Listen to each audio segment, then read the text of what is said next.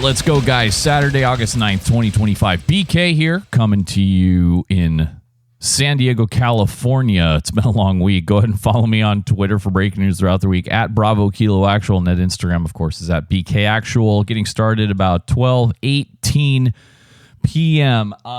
In case you missed my Instagram video yesterday, you're not on Instagram or whatever, as far as the t-shirts, good news, I got the t-shirt re-up, the merch re-up, the last one for that design, right? The bad news, my fuck up, not the blank t-shirt place. I ordered the wrong shade of gray. So it's slightly like browner. I made the executive decision to go ahead and start sending them out, okay? Because I know, some of you guys have been waiting. It's not that different of a gray than what's on my Shopify. If you're super fucking unhappy, just email me through the Shopify. We'll figure something out or whatever. But I went ahead and started sending them out again just because I knew a lot of you were waiting.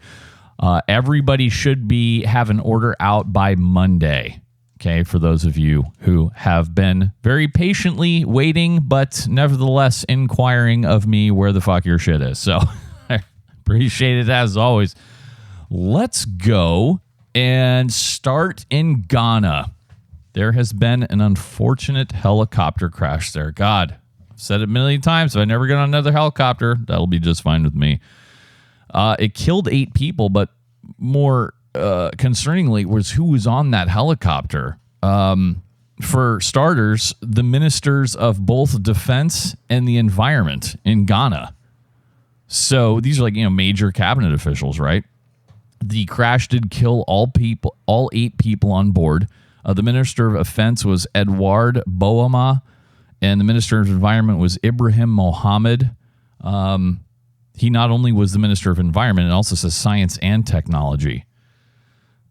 The deaths were announced hours after Ghana's armed forces said in a post on social media that a helicopter traveling from the capital of Accra to a mining community in the Ashanti region had gone off the radar.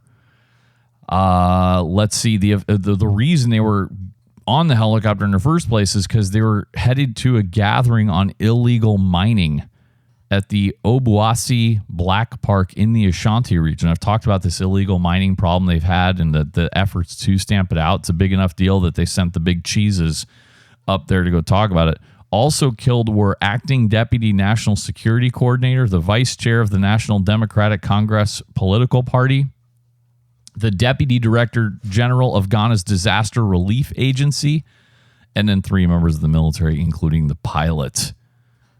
This is not the first big helicopter crash that has claimed a major figure in Ghana. In 2007, a military helicopter carrying the casket of a former defense minister to his funeral burst into flames and crashed after hitting a phone pole during landing, dude. Well, I guess I misspoke a little bit there because the military chopper was carrying the casket of a former defense minister. So he didn't know. But you know what? The way they write that is weird. It says the passengers in that incident, the passengers and crew members survived, but the body was not recovered. Okay, I guess it just burned in the wreckage. Is that what that means? Yeah. So again, big cheeses there. I just start with that because it was just coming out. Let's go to this story, you guys. Okay. And if for all you old contractor bros, I know you've been talking about this. As you might have seen, Donald Trump has directed the military to target foreign drug cartels. He has signed a directive to the Pentagon to do this. Remember, his administration has deemed some of these cartels terrorist organizations. Now, the order provides an official basis for the possibility of direct military operations at sea and on foreign soil against cartels. And U.S. military officials have started drawing up options for how the military could go after these groups. Now, this brings up all kinds of legal questions, the law of armed conflict, what to say. Like, if U.S. forces are acting outside of a congressionally authorized armed conflict, what happens when they kill civilians? Even if those civilians are cartel members who don't possess a direct threat to either the United States or our soldiers in the region, right? Now, of course, you could argue an indirect threat. They're responsible for the narcotics, the fentanyl coming in here, but that would be a very broad and new interpretation into conducting like overseas military operations. Do we know anything else for this? Oh, well, as far as the ones they've labeled terrorist organizations, in February, the State Department designated Tren de Aragua. You guys have all heard of them. And Mara Salvatrucha. You guys have all heard of them, also known as MS-13, and several other groups as these so-called foreign terrorist organizations, saying that they constituted, quote, a national security threat beyond that posed by traditional organized crime, end quote. Oh, here's another one. 2 weeks ago, the Trump administration added the Venezuelan Cartel de los Soles, or Cartel of the Suns, to that list of specially designated global terrorist groups. And they asserted in that case, that group is headed by President Nicolas Maduro of Venezuela himself and other high-ranking officials. And then Trump and the Justice Department and the State Department announced that the United States government is doubling its reward for information leading to the arrest of Mr. Maduro. It was $25 million. It is now $50 million. All right, bros. Are we gonna pull all the contacts out? Get all the old retired pilots, the guys at the boats, the hillbillies we all know in our lives with their secret caches of illegal belt-fed weapons. Go fucking try to roll up Maduro. $50 million. Just put it out there. So this would be a new frontier in the long drive to curb drug trafficking. This, military assaults, unilateral, by the way, because Mexico, and the reason I brought this up at the beginning, I usually don't talk about U.S. policy at first, but I'm going to get to Mexico and what they have to say in a moment. So this would be a unilateral operation without Mexico's help, right? Just us, as opposed to bilateral. So past U.S. military involvement in countering drug operations in Latin America have, of course, pushed legal limits. But those operations were framed as providing support for law enforcement authorities. In 1989, President George H.W. Bush sent more than 20,000 troops into Panama to arrest their leader, Manuel Noriega, who had been indicted in the United States on charges of drug trafficking. So ahead of that operation, William P. Barr, you guys all remember Bill Barr, he then led the Office of Legal Counsel back in 1989. Remember, he was the Attorney General in Trump's first administration. He wrote a highly controversial memo saying it was within Mr. H.W. Bush's authority to direct law enforcement arrests of fugitives overseas without the consent of foreign states. And by the way, the United Nations General Assembly at that time condemned that action as a, quote, flagrant violation of international law, end quote.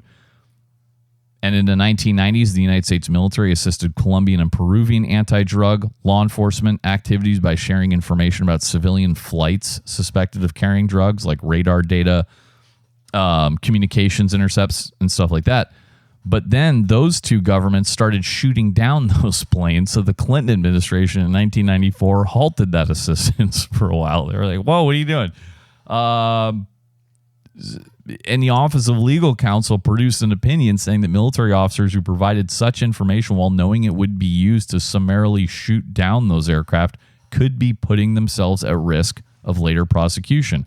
Congress would have to eventually modify U.S. law to permit that sort of thing, right? And of course, we have a long history of espionage, CIA involvement in Latin America, especially, and South America. Long history.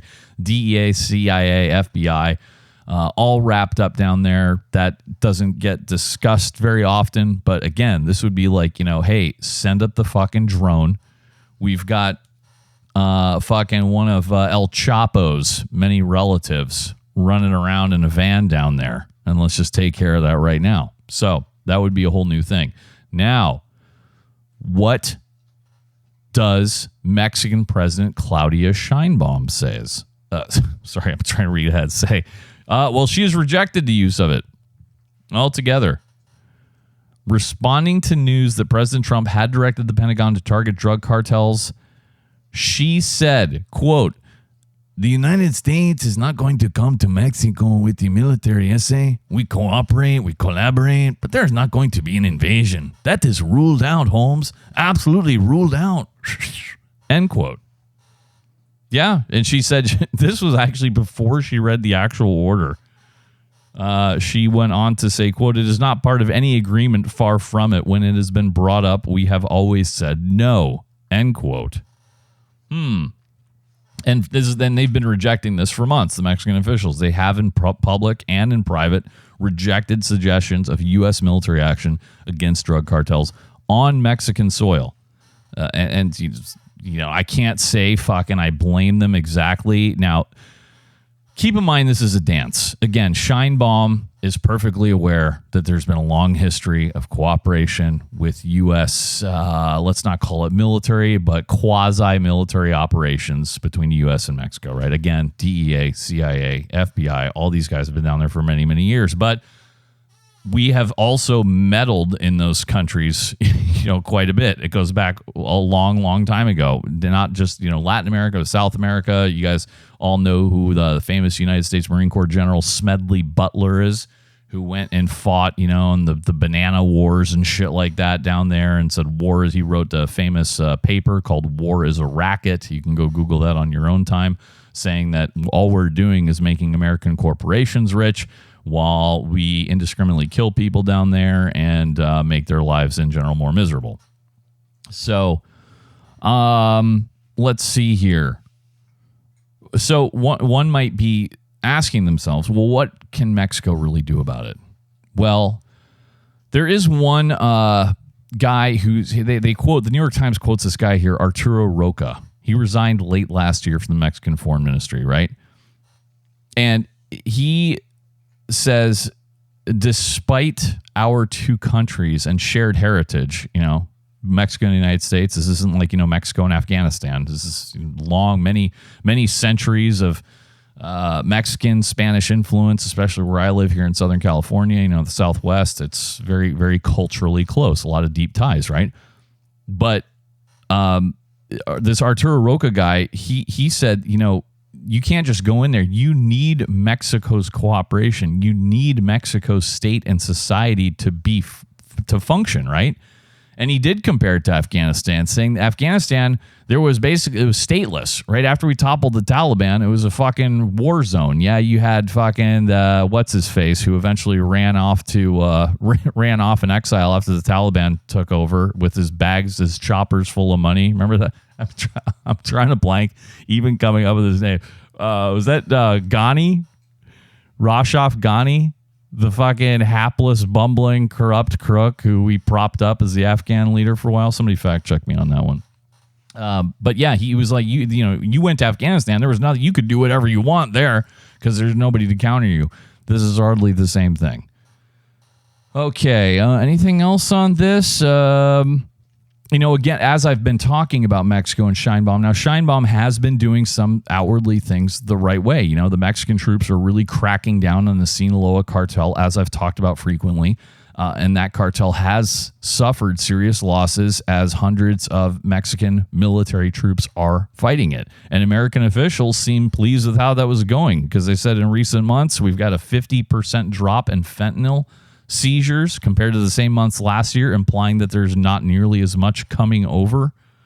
Or, alternatively, if you're a cynic, you could just be like, well, they're just finding new ways to get it into the country and they haven't caught it. Washington has also cooperated with Mexico on migration. Again, June saw the lowest border crossings on record, and out of only the 6,000 that they found, that Border Patrol arrested at the border in June, they ended up releasing 0 into the United States. Yeah, they're all immediately turned back or they're held in detention till they can be deported. By the way, that 6,000 was compared with 83,500 for the same month 1 year ago. Just a huge drop.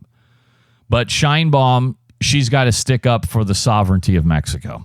Right, she has to act tough and be like, and act like Mexico and the United States are on the same level. Clearly, we are not, but she has to pretend that of course, and I get that. You got to, your people expect you as a world leader to say like, no, you can't just do whatever you want. And she does have high approval ratings, like 75%. Mexicans, according to polling, have supported her efforts to negotiate with the Trump administration on issues like, illegal immigration and tariffs. But, U.S. military action inside Mexico would probably be a bridge too far. Let me see. Fascinating stuff. If you guys, I'm going to reach out to one of you for a change. I would love to read like a definitive, maybe 100-year history on United States operations inside Mexico, Latin America, South America. That might be too broad. I'd settle for Mexico, honestly. If you guys know like a book that kind of does the 5 or so decades of our cooperation, you can recommend me one. Slide inside those DMs, of course. Let's see here. As far as the drone operations, right? What's the problem with that? We have a few drone bases. We throw them up, and we turn some cartel honchos into smudges. What's the problem with that? Well, Mexican officials are warning the Trump administration about that because these drug cartels are often embedded in dense urban centers. So obviously there's going to be some civilian casualties. And by the way, there's a lot of U.S. Dual Mexican U.S. dual citizens and their relatives living in those places. Let me see. Again, the U.S. military does not have the relationships that other parts of the government have developed with the Mexican authorities over many years, argues some other people, like I just said, right? DEA, FBI, CIA have been around there forever, but our military directly, not so much. Okay, so, by the way, if you want, and if you are so inclined, I'm not going to go over this whole thing, but this is, I skimmed this article because I had it in the pile. And if you guys want to actually like read about the process of how cartels get fentanyl inside the United States, right? All from the manufacturing to like, secret compartments and cartel lookouts and border crossings and who smuggles it in and where it ends up. The New York Times does have a very cool article. You can Google this: secret compartments and cartel lookouts, how fentanyl reaches the U.S. And it's got like tons and tons like anecdotes and videos showing them like doing shit and putting stuff inside cars. Very, very fascinating stuff. Okay, let's move on. This is big news. I didn't see this one coming. I didn't even hear something was happening with this, but the leaders of Armenia and Azerbaijan have signed a peace pledge at the White House. This is funny. Talk about a subheadline. You know what the subheadline on this is? Armenia said it would give the U.S. exclusive development rights to a transit corridor through its territory, which will be named the Trump Route for International Peace and Prosperity.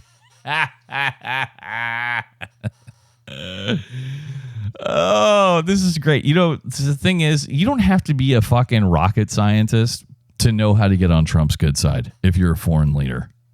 All these guys who like fight Trump because again they want to stand up for their people. I know what you're doing, but if you want to like get his if you want to get Trump to like lavish praise on you and the ensuing fucking probably money that will follow, you fucking suck him off, dude. And that's what these two guys pretty much did. I'm gonna play a few clips in a moment. It's too fucking funny, but yeah, they signed this the leaders of the two countries signed a joint declaration that would end their rare typo at the New York Times. They said that would edge their long and frequently bloody conflict. Its end.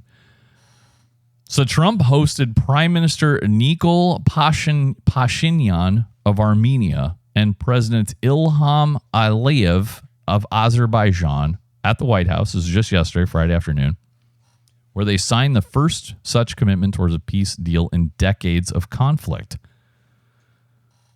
So, yeah, this corridor, this was actually a big breakthrough, this 27-mile corridor that they're naming after Trump. I can't stop laughing at that.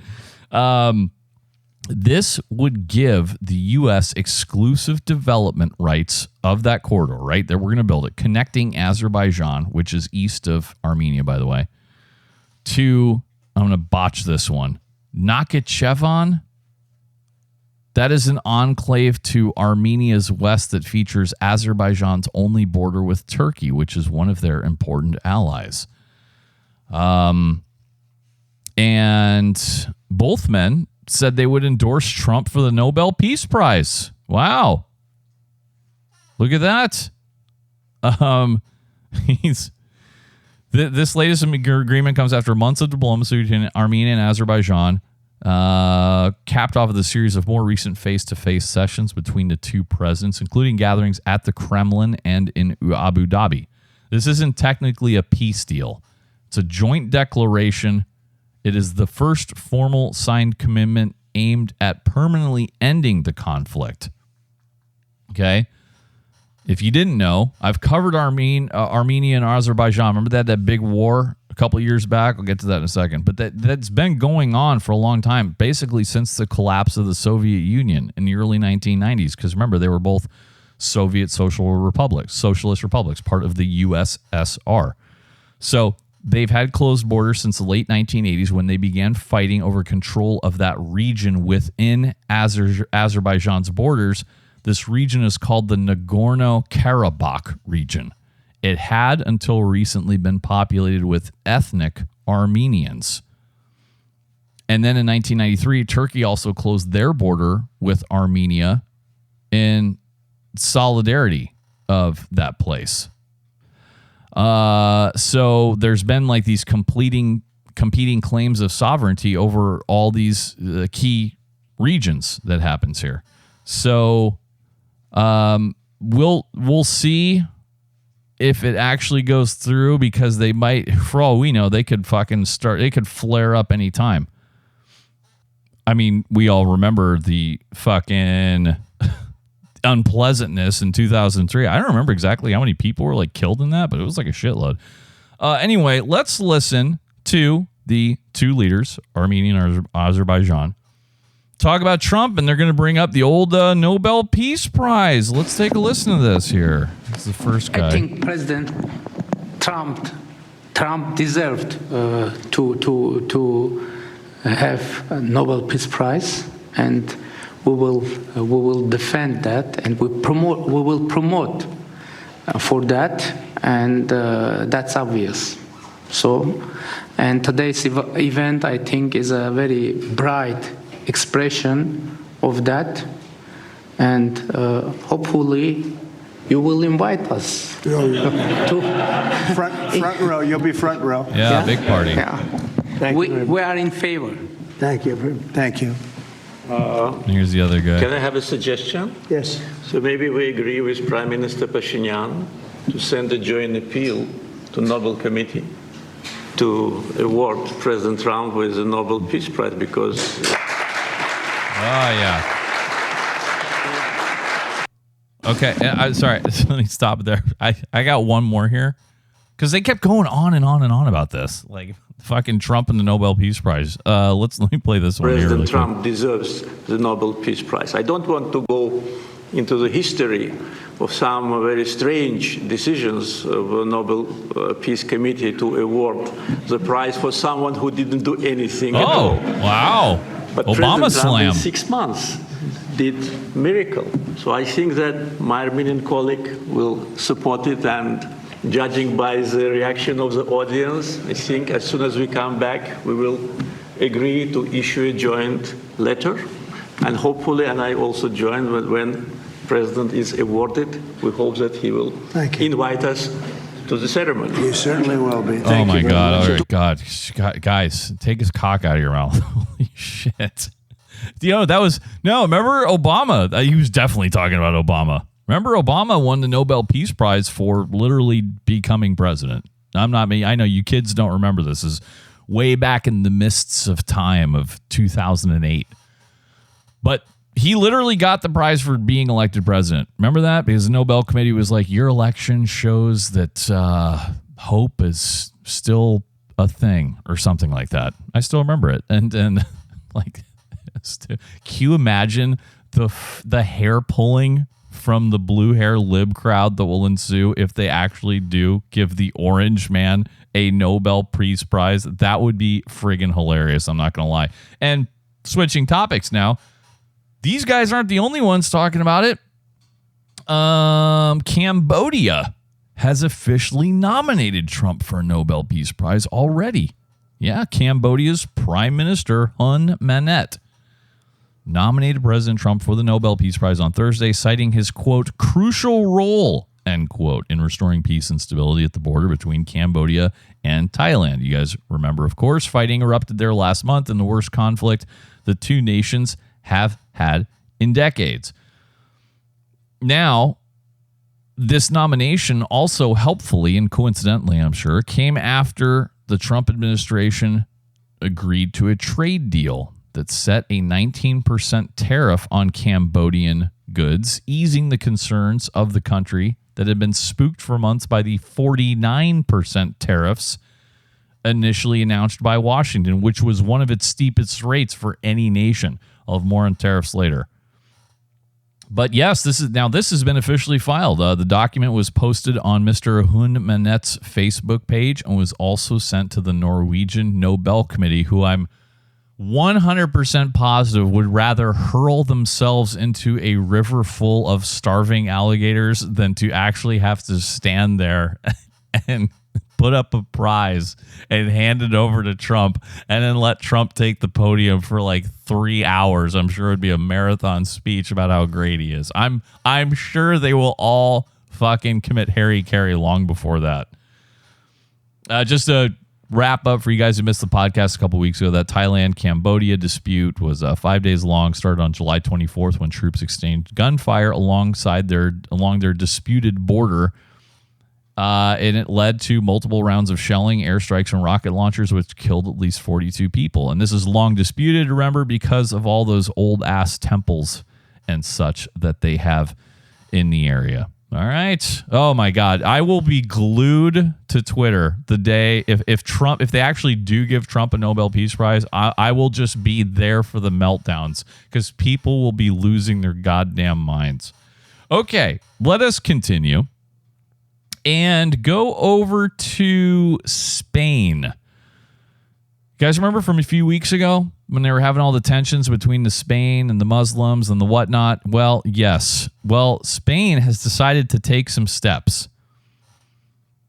Not the country itself. Well, the country of Spain is taking steps to rein in some of their cities because some cities have now banned religious celebrations.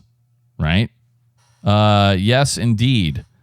This was because of all of the shit that happened in the streets there a few weeks ago. And the Spanish government on Thursday condemned a ban enacted by a city in southwestern Spain on religious celebrations from civic sports facilities, which critics have called an indirect effort to block Muslims from gathering there for religious holidays. This ban was codified as a local law on July 28th by conservative leaders in Jumilla, a city with about 27,000 residents, a small town, right? So this became like a big deal over there, especially in Europe, where they are fucking consumed right now with issues around immigration and nationalism. Like, again, I've said this before, for all the U.S. problems on immigration, and God knows I've talked about it, the vast majority of immigration still came from like Latin America, South America. And the vast majority of that came from Mexico. And again, we have these two countries that go back like many centuries of intermarriage and cultural, Catholicism, everything else. There's a lot of similarities. Europe is dealing with fucking complete foreigners, like straight up like Muslims from Africa going into like a Catholic town in France, so completely foreign. So there's going to be conflict. So these leaders, this particular measure says that city sports facilities cannot be used for, quote, cultural, social, or religious activities unrelated to the city council, end quote, and stipulated that its goal is to, quote, promote and preserve the traditional values and manifestations of our cultural identity. So, of course, officials in the Lib national government have denounced this. Elma Saiz, Spain's Minister of Inclusion, Social Security, and Migration, called it a, quote, absolutely racist motion, mister, end quote. Members of the Popular Party, the conservative party that approved the ban, have rejected those accusations. It just, you might as well lean into it at this point. Just be like, yeah, it's because we don't want Muslims here. That's why. They said, a top official in National Party said, quote, it is false that the Popular Party SA is going to single out anyone for their beliefs, Holmes, end quote.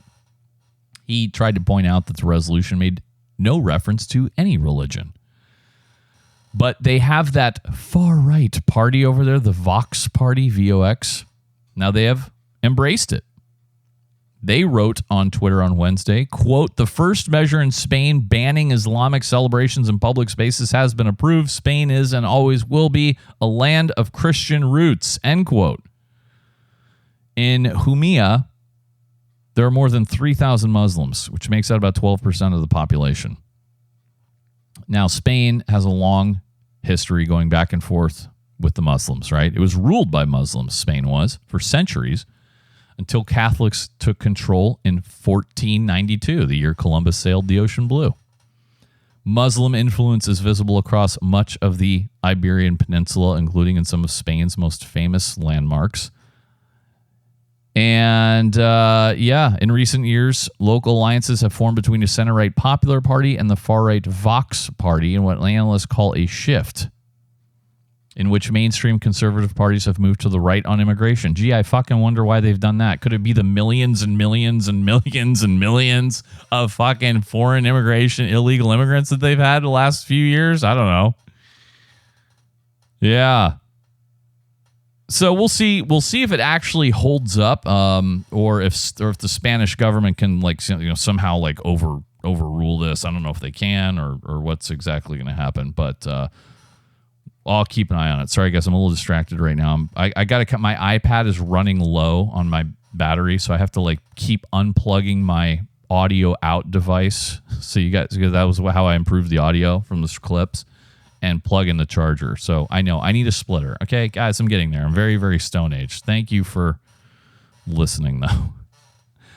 What else? Let me see here. I'll get back to that one.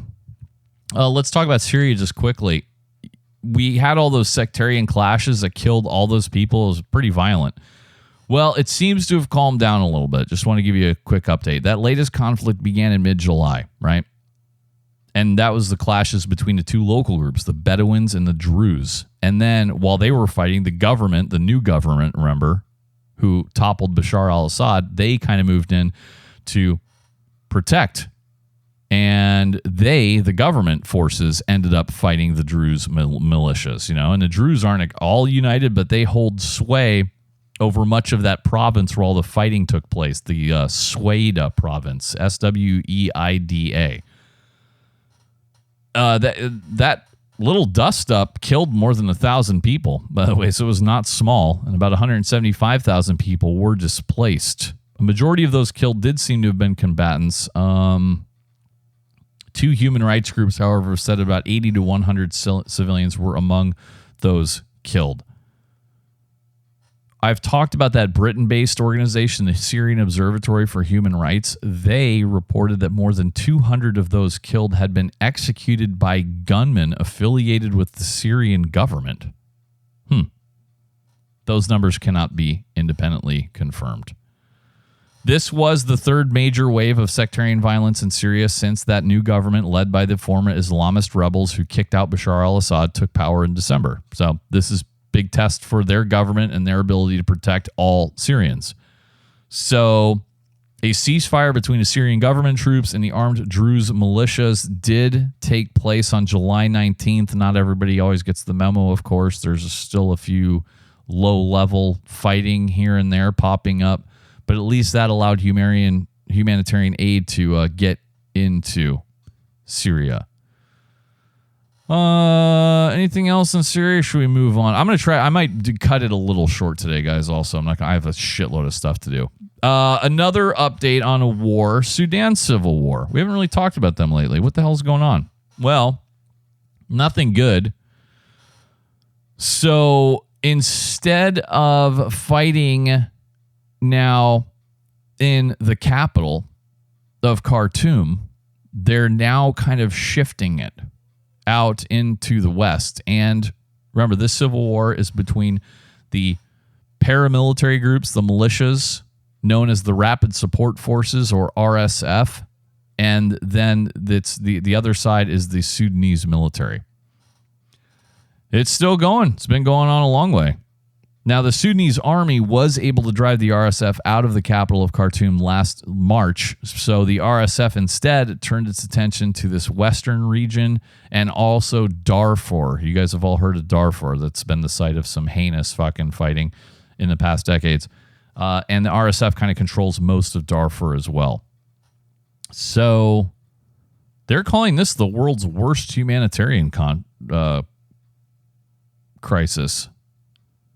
Back in April, the RSF announced that, hey, by the way, we're also a government that's based in Darfur.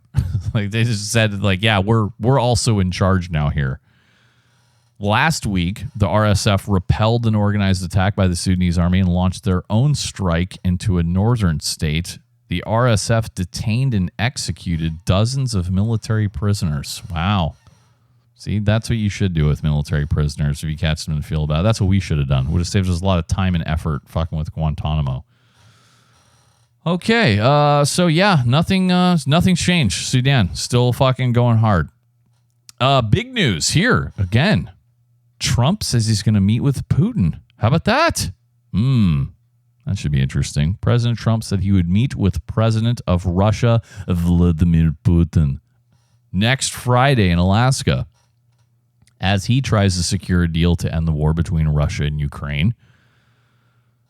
Now, Trump keeps insisting, well, not insisting, he's suggesting that a peace deal is going to be like, hey, there's going to be some swapping of fucking land here. So Zelensky isn't really trying to hear that. I'll get to him in a second. So this would be this meeting, the first in-person summit between an American and Russian president since President Joe Biden met with Putin in June of 2021. Now, for Putin, this meeting itself is a victory because he's been super isolated from the international community. No NATO leaders want to talk to him at all. Ukrainian leaders have adamantly opposed, again, relinquishing any of their land to Russia. The country's constitution itself bars Ukrainian President Volodymyr Zelensky from ceding any territory. So they'd have to amend that or something.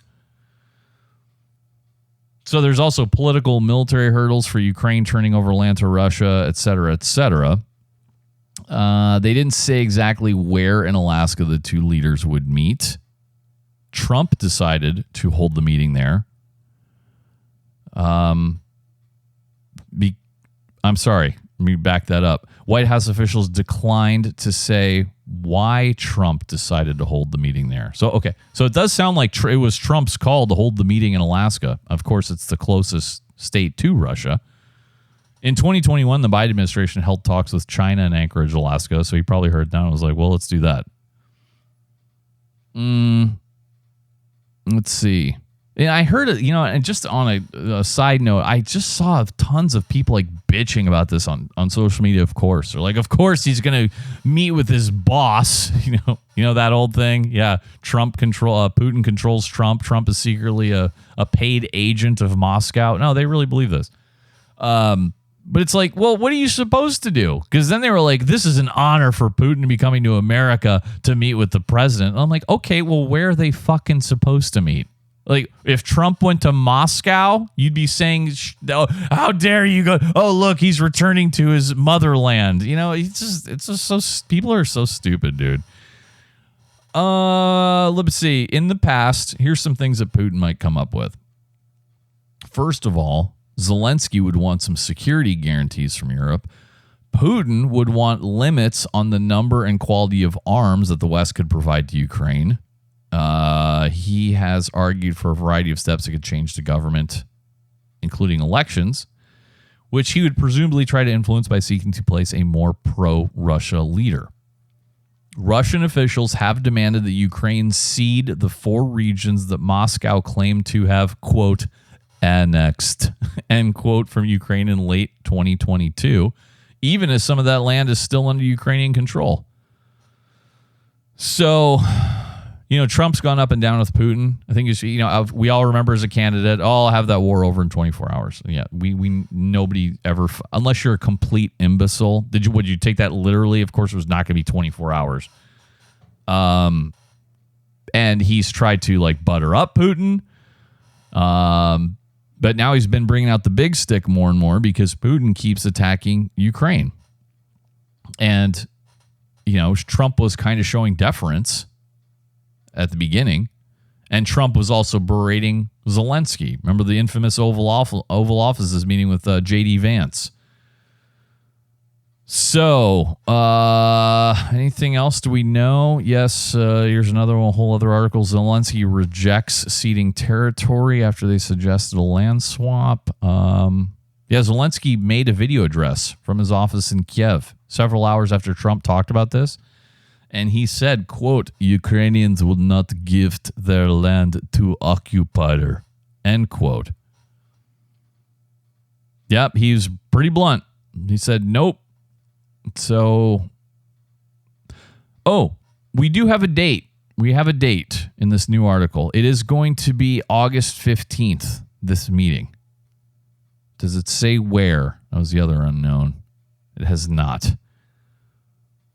Remember, Russia really wants full control of the eastern regions, Luhansk and Donetsk. And that's where they've pretty much been fighting. Those 2 regions are part of an area commonly known as the Donbass region, which you guys have probably heard of. And then, of course, what happens to Crimea, which Russia seized in 2014. So, lots to talk about. Meanwhile, in Ukraine, some other news.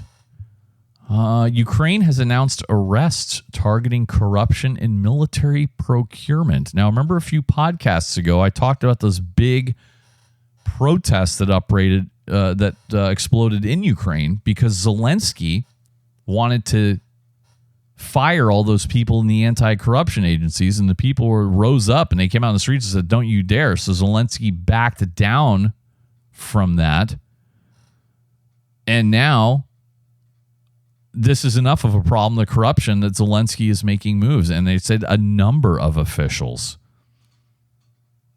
Let me see here. Do we know any details? Zelensky said his various, anti-corruption agencies, the ones he was trying to defang, so to speak, had informed him that they had uncovered a kickback scheme. He said that a member of parliament, the heads of district and city military civil administration and several National Guard servicemen were involved. However, he did not provide further details. The 2 agencies, these anti-corruption, one is called the National Anti-Corruption Bureau of Ukraine, and the other one is called the Specialized Anti-Corruption Prosecutor's Office.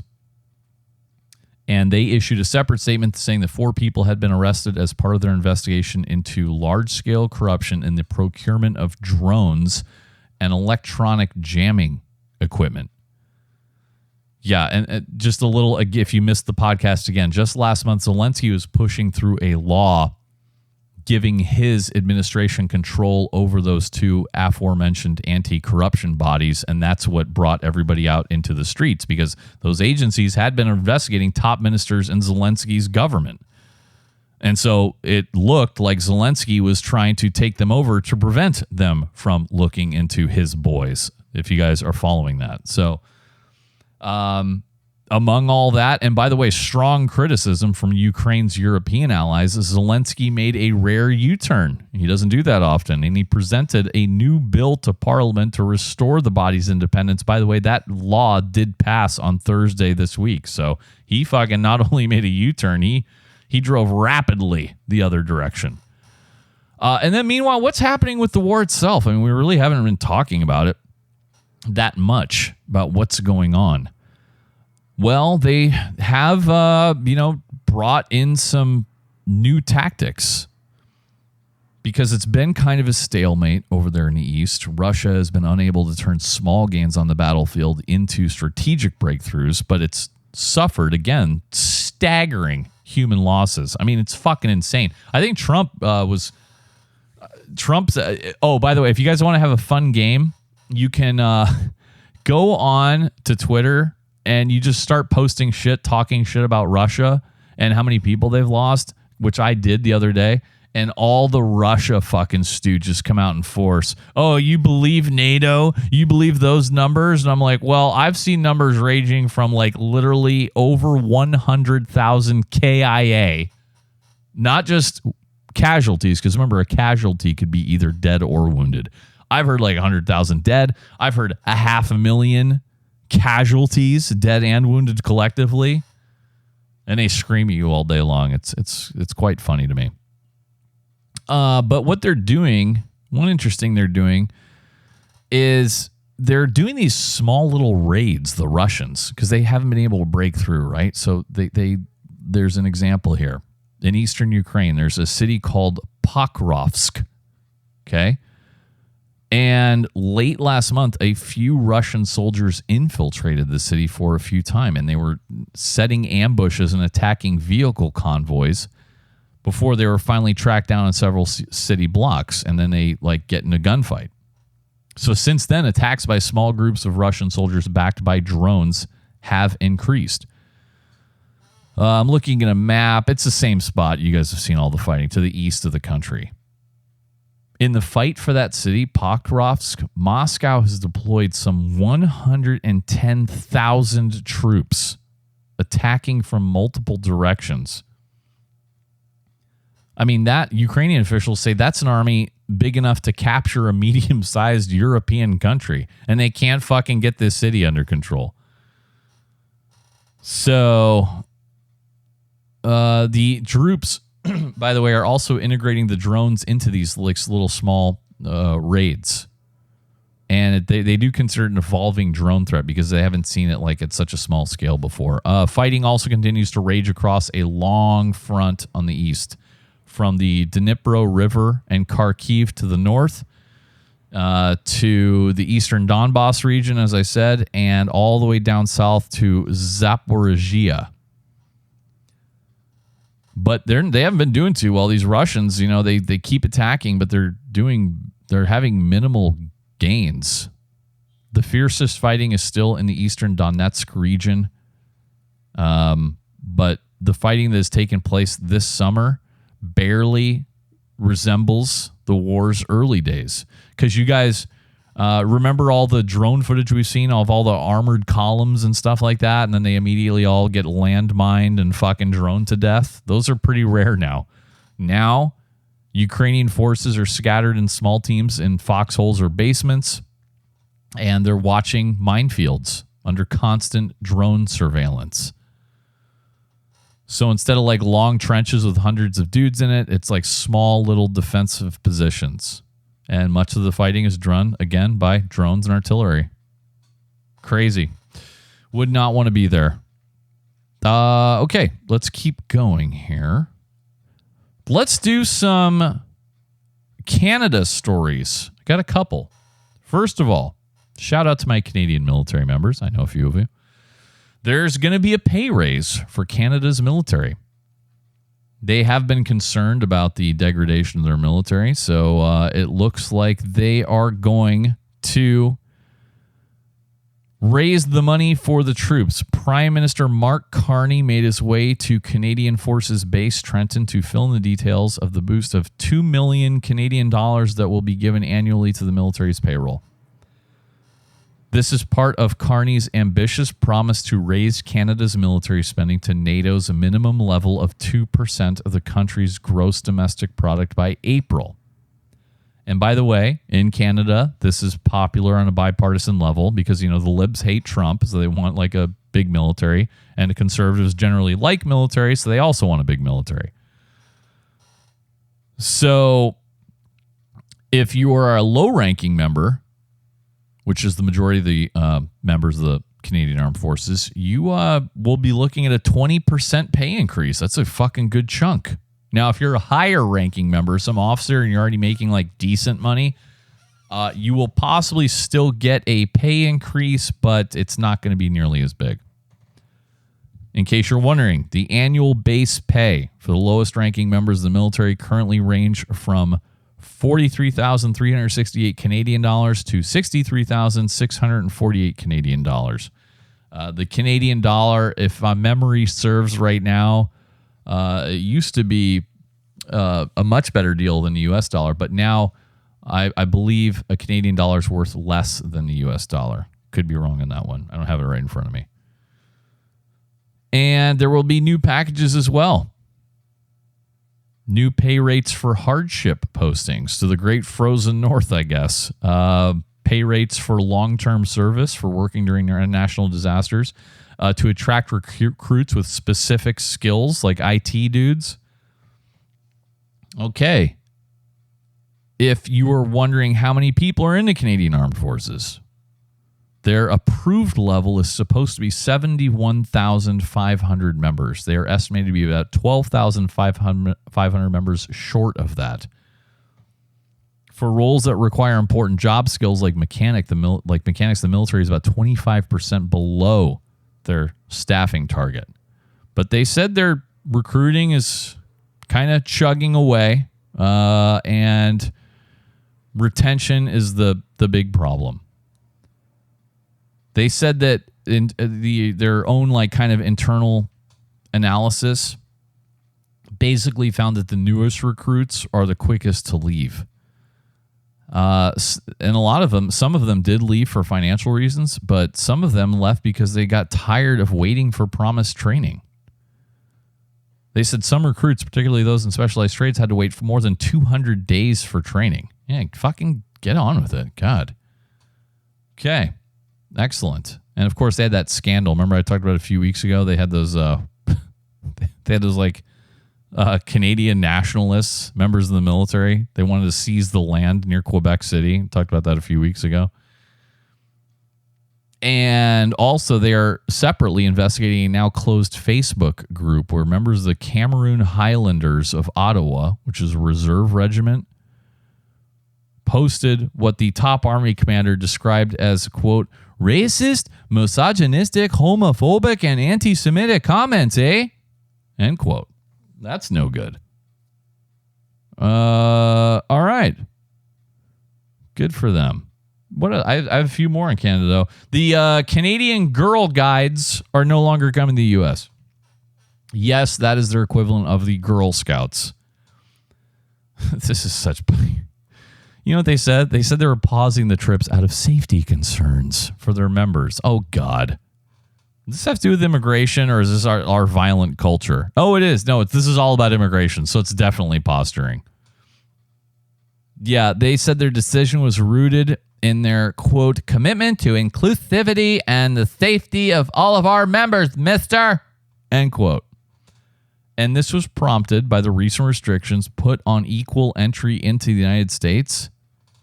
Oh, God. How woke is this? Because I was wondering what that meant in my mind as I read that sentence.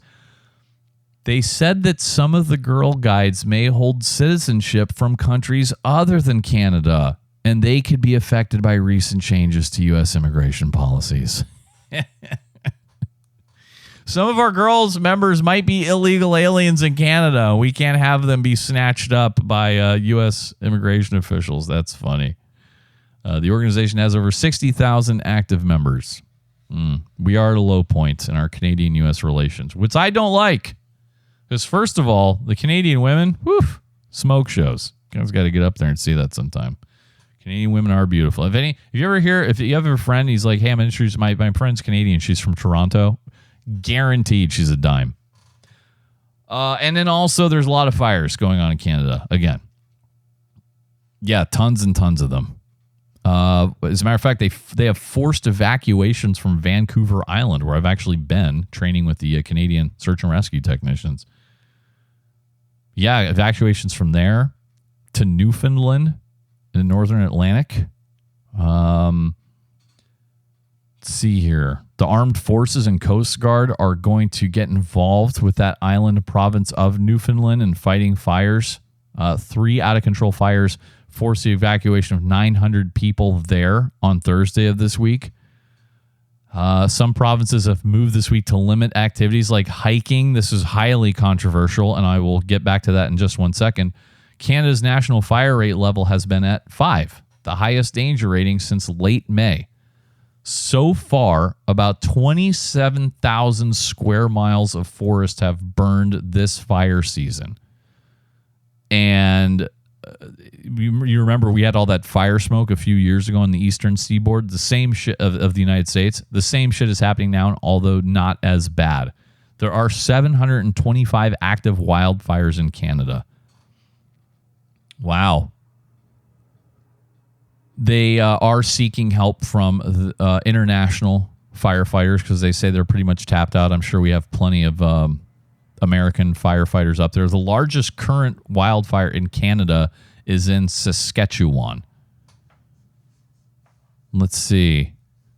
Yeah, and then so this was the big story that was going on social media. And I don't know. I'm thinking about where I want to come down on this in my mind, and this might be one of those rare decisions where I do fence sit, but bear with me. The premier of Nova Scotia, right? Like the governor, I guess. His name is Tim Houston. On Tuesday this week, he announced a ban on hiking, fishing, and the use of motorcycles and all-terrain vehicles on public forest land. Private landowners were barred from taking guests onto forested property. Mining and logging companies also faced restrictions because of all of the fire conditions that are happening right now.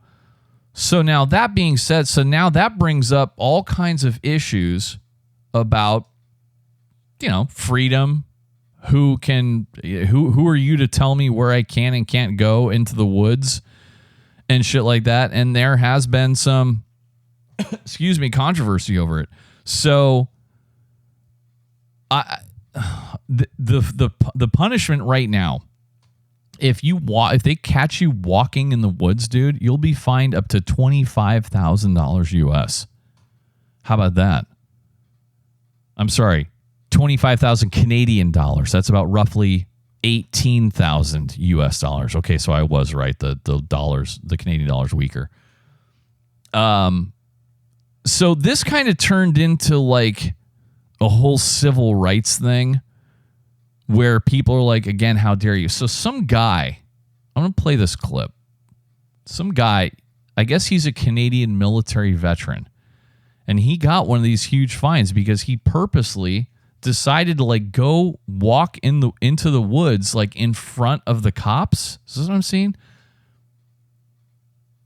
Yeah, and he made a video of himself doing it. So I want to play this, and I have not listened to the whole thing. I know it kind of jumps around a little bit. It's only the whole thing's only 2 minutes long, so it can't be that long. So let's see where this goes. This is the DNR office on Mountain Road in Coxheath, Nova Scotia, and this is not the woods. But back here, this is the woods. So I have a couple of conservation officers with me right now who are not on camera, but have advised me that if I go into the woods, if I defy their orders to go into the woods, then I will be fined, and they also said that they would double my fine to $50,000. So I'm going to walk down here and go into these woods. So it's fast forwarding. He's walking into the woods, and I guess these two guys I don't know that there's a good spot to do this. Watching him do it. I'm just going to make this as painless as I can for those guys and go in here. Okay, so he just entered the wood line, walking through the brush. And they have me on camera as well, walking in the woods. All right, isn't this great? And maybe there's an easier way out of here than I came in. Let's try this. Okay, so he's walked back out of the wood line. We good? And now he's talking to these two guys. Fast forwarding again. Here we go. And I didn't ask, but did you write the ticket already, or? Nope, we'll meet you back out front. Back out front at the reception desk there? Okay, if I bring my camera, keep you guys off it? Yep. Okay. summary offense ticket for today's date. Your information, Forest Act 25 sub 1. Fine is $28,872.50. Okay. I thought it was 25,000. It's 28,870. With court costs, victim fees. Taxes. Oh, victim fees. Top, yeah. Okay. Sounds good. Okay, so that last part, he's in the office and he's wrote that ticket. Yeah. So, if you're at a point where people are having to get evac'd, and there's like fires burning all over the place, I certainly understand the rest of it. Like, of course, there should not be any powered vehicles of any kind, because you can throw sparks and everything else. But I mean, if you're just walking into the woods, I've never heard that before. I don't think. And I'm pretty sure that wouldn't play over here in the United States, especially now with a fine of that high. Now, the Canadian answer is, of course, going to be like, well, if we made the fine $100, people are just going to pay it and they're going to do what they want. $28,000, $28,000 victim fees. I didn't see that one coming. I mean, to me, like, as an American, where I live and stuff like that, going into the woods, and when you're born and raised and grow up in the West of America, these woods are like part of your life, these huge mountains, because federal land is not that common east of the Mississippi, like federal BLM land. That kind of I was blown away actually, because you grow up out here and you just assume around every corner is like massive woods and federal land and BLM land and all that. And then you leave the West, you go to the eastern part of the United States and it barely exists. So I don't think I would have gone so far as to ban people from hiking in the woods. Because if they don't have any, obviously, you can't start a fire in the woods. But I think that's part of the problem is you can't trust anybody, because you're always going to have some fuck who walks in the woods and he wants to have a campfire, even though fucking there's like thousands of acres being burned all around him. Some fuck, I guarantee you, is going to go in there and try to have a little campfire and do something. So I understand it. I can't condone it. If I was in charge, I probably wouldn't have done you can't walk into the woods. But I understand it. So that's my opinion. Speaking of fires, by the way, France is on fire as well. They're calling this the country's largest wildfire in decades. This is in the south of France. Prime Minister François Bayrou visited the region on Wednesday. He described the blaze as catastrophe on an unprecedented scale. The civil defense chief said this fire has become the country's biggest since 1949. The blaze began on Tuesday afternoon in the Aude, AUDE region. It has already killed one person, injured 2 civilians, as well as injured 11 firefighters. 2 of the injured are in critical condition.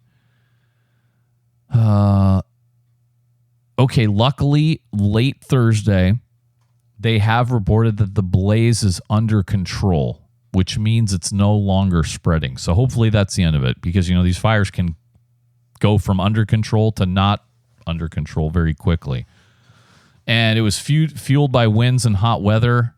And by Wednesday evening, it had grown to about 40,000 acres. They're having extreme heat this summer over in France. And preliminary reports suggest that at least several dozen homes and about 40 vehicles have been burned or damaged. Over 2,100 firefighters were battling the blaze. Okay, very good. And then I had one more that I wanted to, I had one more fire-related one that I wanted to get to. And this, this should be against the law, you guys. I'm just sorry. I've said it before. Why are we allowing foreign nationals to buy up huge tracts of our best lands? Why are we fucking doing that? Yes, I know we're a capitalist country. Yeah, we should be a capitalist country for Americans, and we should have restrictions on foreigners. Because get this, you guys all remember the fires out here in California. Palisades, Alameda, Eaton, et cetera, et cetera. Well, one place that burned very badly was Malibu. And if you look at a map, by the way, or if you've been to Malibu recently, you'll know that literally nothing has changed. You still see the charred, burnt out places because rebuilding there is going to be next to impossible with the coastal condition, and it would be years for permits. I predicted it would never be rebuilt back when I heard that Malibu burned down to the ground. But get this, a foreign investor has already spent $65 million for Malibu real estate burned in January's wildfires. This is La Costa Beach, if you want to go look it up on the maps.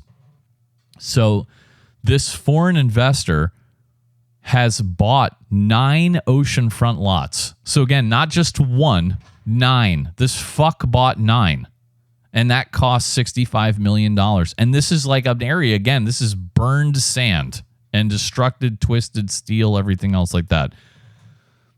This person, staying anonymous, is working through local agents there. If you want to let these local agents know what you think of them, it's Weston Littlefield and the Weston James Group. So this buyer is clearly targeting properties and betting that the coastline is going to be rebuilt and that then demand from wealthy buyers will return in force. Oh, I'm looking at an overhead picture right now. This is like, it's just miles of just burnt out shells, complete destruction. And many of the most desirable sites weren't listed publicly, forcing this real estate team to track down owners. This realtor, I have such contempt for these people. This realtor even said, these people who own the properties, a lot of it was inheritance. Again, a lot of these people in Pacific Palisades, Malibu's, they weren't really rich themselves, or their parents or grandparents bought these houses fucking 100 years ago and they inherited the shit, right? And a lot of people had sentimental value based on that, but they did not want to go through the rebuilding process because they knew it was going to be fucking many, many years. And if you have this guy, this scumbag fucking real estate dude in LA coming up to you, hey, I got a guy. He'll give you fucking $8 million for your charred out lot. I mean, dude, that would be almost impossible to turn down, especially when your house burned down. Like, where are you even living right now? And some guy walks up to you with $8 million. You're like renting an apartment or living in a motel or some bullshit. Of course it's going to be tempting. I'd probably take it. I'm not going to lie. It'd be and because you're going to have to deal with the coastal community. You might not get a permit to rebuild there for a decade. The fire burned 720 structures in Malibu. And just super sad. Malibu is always just beautiful, beautiful place. And the city is estimating permit approvals can take 12 to 24 months. That is fucking absurd. And that doesn't even count what the coastal construction requirements are going to be from the commissions and everything else like that. So just to plan stuff costs like $12,000. Homes must generally match the original footprint, though you can build up to 10% more square footage. And then you're going to have to do coastal shit again. FEMA floodplain standards. You'll have to replace non-compliant seawalls and install advanced on-site wastewater treatment systems instead of septic tanks. There's view protection issues. All kinds of stuff. So this foreign guy thinks it's going to be a banger here in 2 decades. But dude, that is one of my, I don't know how you could possibly defend it. And this came up, this is kind of a side issue, but this came up on Twitter a lot this week. There's been a recurring argument about people saying, young people have it hard these days, and trying to find a place to live and work. And that the fucking boomers always come back with, I pulled myself up from my bootstraps, young man. You're a spoiled little bitch. And they don't want to hear that the United States dollar has not kept up with the purchasing power. They don't want to hear about inflation. They don't want to hear about how the house they paid for in 1980 is now worth 10 times what it was. I mean, back then in the 1970s, you could comfortably buy a house. Yes, you had high interest rates, right? But the house was only $80,000. Interest rates were 15%. House is $80,000. And you were probably making $20,000, $25,000, right? So a house is like 4 times your income. You know what a fucking house is here in San Diego? And stop. If you dare tell me, well, you don't have to live in San Diego, you're a moron. Okay, get out of my face. This is not just San Diego. This is everywhere. And it's not like the old days where you can drive out an hour East County and pay like 2/3 less rent. No, you might pay like 10% less. So yeah, I might as well fucking live here. And it's just the housing prices here are insane. It's like $1 million, right? So are people making $250,000 as an average salary, like they, going off 4 times the cost of one salary? No, they are not. They're not even close to it. So that is one of the issues I'm very passionate about. And not only these foreign investment groups, but these hedge fund groups who come in and pay cash for houses, outbidding everybody because they have the cash and the homeowner doesn't want to deal with escrow and all that shit. They pay cash and sit on properties, and they just sit there. They'll be empty. They're like, well, we'll sell at a profit. We'll sit on it for 5 years. If they really want to, they can Airbnb it. A lot of them don't even do that. So things exist now that didn't exist decades ago, like hedge funds, like Airbnb, like foreign overseas buyer. You guys want to take bets on what country that I will bet any amount of money it's a Chinese or Indian national. Just guessing. Anyway, a little rant on that. I kind of got a little sidetracked. And then one last fire-related story, sort of. Did you see this also in Paris? Did you see this guy who lit his cigarette from the eternal flame in Paris? Yeah, it was an outrage, dude. This was, you guys know Paris. It was right by the Arc de Triomphe. And there's an eternal flame there at the tomb of the unknown soldier. And some fuckhead steps across the chain barrier and he decides to light his shitty, stinking cigarette from the eternal flame. And he is a 47-year-old Moroccan man. Of course he's not, because he has no ties. This is what I'm talking about. You think these fucking guys have any ties to France's war dead?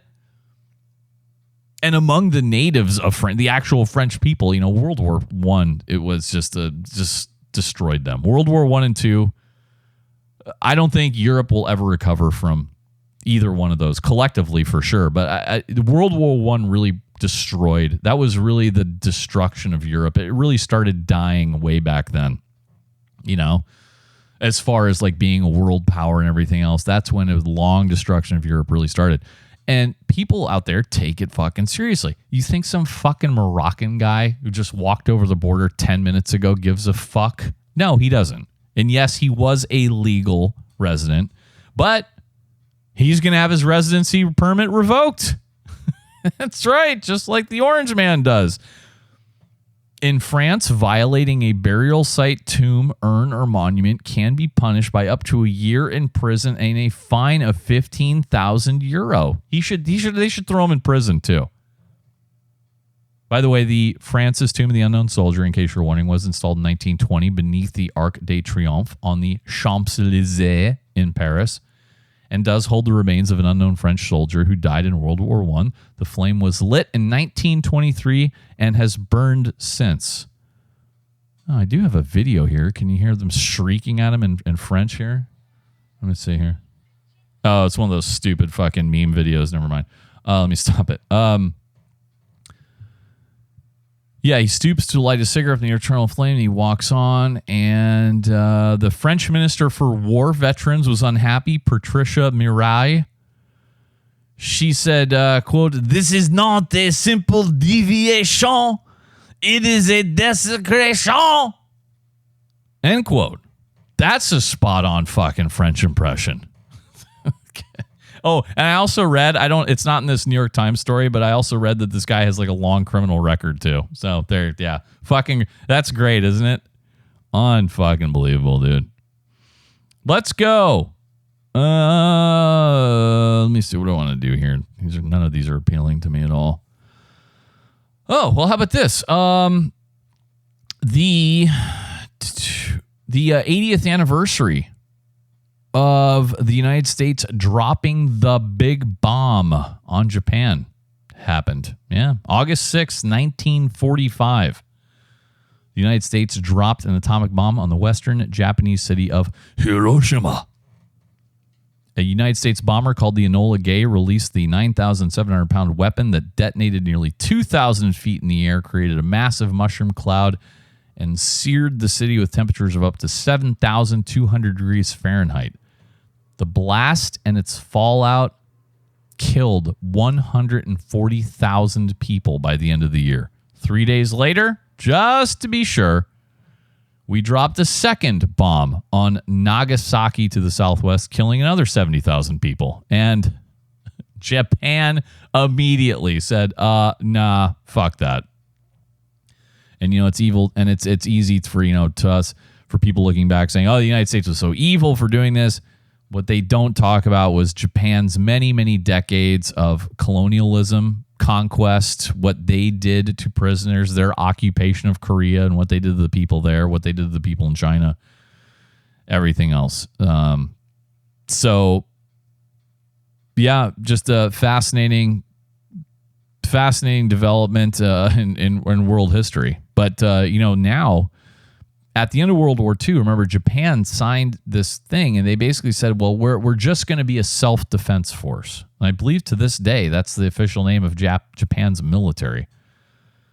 But now, the post-war constitution is under scrutiny because Japan is looking around and looking at China, and looking at Russia, looking at Korea, and say, like, what the fuck are we doing here? We can't live with this so-called peace constitution. That constitution was drafted by the Americans who occupied the country for nearly 7 years, and that constitution forever renounced war. Its Article 9 has been interpreted to mean that Japan should never possess a military with offensive capabilities. In return, the United States promised to defend Japan should it come under attack. So, to take into account these constitutional limitations, Japan's military is called, yes, the Self-Defense Forces. They cannot take on combat role in international conflicts. But at the same time, they're buying a lot of weapons. If budget hikes continue, Japan will soon be among the world's top military spenders. All of this modern hardware is supposed to be just for defensive purposes. But they're having a debate and rethinking this entire thing. Younger Japanese tend to be more open to the possibility of their country actually having a real military. So they also worry that the United States, might not always be a security guarantor for Japan. Because you can make that argument about Ukraine as well. Remember when Ukraine gave up their nuclear weapons, we had this agreement with them. Well, we'll come to your aid if anything ever happens, and something did happen. So there is an ultranationalist political bloc in Japan, Nippon Kaigi, 2 words. And they want to revise Article 9 of the Constitution, and they do have significant support among lawmakers from the governing Liberal Democratic Party. So now, this used to be like 20 years ago, you didn't even bring this up. Now, it's got a lot of support. Now, the big question is, well, if you're worried about China and North Korea, they have nukes and you don't. Well, Japan never signed the Treaty on the Prohibition of Nuclear Weapons. Yeah, and in 2023, this kind of came out in the open for the first time. Then Prime Minister Fumio Kishida, whose family is from Hiroshima, by the way, he supported a statement at a Group of 7 summit he hosted in the city that implied nuclear deterrence might bring its own kind of peace. Interesting. So they are getting boisterous. Can the world afford another boisterous era of a Japanese military? Yeah, that's another one I'm fascinated with. All the nuke attacks and what we did to Japan. Pretty crazy. 80 years. Nutty. Okay, and what else? Do a few more international news here. Let's go to this one. Let's go to Iran. They have executed a nuclear scientist. They're looking for spies. Remember the whole dust up with Israel a couple weeks back? Well, they've swept up, the country of Iran swept up hundreds of people because they're all paranoid now, which they should be. You know, they're convinced that spies are everywhere, spies for Israel everywhere. Well, they arrested and hung a nuclear scientist. Yeah, hung him by his neck until he was dead. Ruzbe Vadi. To do that, very, very rare. They alleged that he was a spy for Israel and had facilitated Israel's assassination of a different nuclear scientist during that war in June. This is according to the judiciary's news outlet. They have their own news outlet called Mizan, M-I-Z-A-N. The country said the scientist had worked at one of the country's most sensitive and important nuclear sites and had accessed the type of classified information sought by Iran's enemies. And he was found guilty of espionage and providing information to Israel, and they took him out back and fucking hung him. Wow. But to go that far shows you the extent of their paranoia, because Iran has treated, their nuclear scientists like gods over there. They're considered extremely important. The nation takes great pride in their domestic nuclear program. And this would not be good. Iran's Ministry of Intelligence said last week in a statement that it alone had arrested 20 spies and operatives linked to Israel, and they have so far executed 10 people, including this scientist, Mr. Vadi, on charges of spying for Israel since the war started in June. Wow. The New Zealand Air Force has mounted a daring rescue in Antarctica. I'm a rescue guy. I'll talk about this one. 3 staff members from the National Science Foundation were evacuated from a U.S. research base after a medical emergency. This is news because of how complicated this mission is. I mean, you have to fly through insane weather, and it's pitch black the whole time to rescue the individuals. This was at McMurdo Station. This is the U.S.'s big outpost in Antarctica. And the evacuation was requested by the National Science Foundation after a staff member required urgent medical care and could not be treated there. I guess 2 other people also needed medical care, so they took all 3 of them. They do have, of course, a small medical on-site, small medical staff, like a lab. I don't know what they're capable of doing. I would imagine at least minor surgery. But if it's a major thing, probably not. Sadly, we don't know what the medical issue was. So on Tuesday afternoon, the New Zealand Air Force sent a C-130, the old reliable, the Hercules, from Christchurch, New Zealand to Antarctica. They had to fly 2,400 miles. That's like flying from LA to New York City in difficult weather conditions and total darkness. Temperatures can drop to minus 90 degrees Fahrenheit in some locations, and violent storms can appear in just minutes.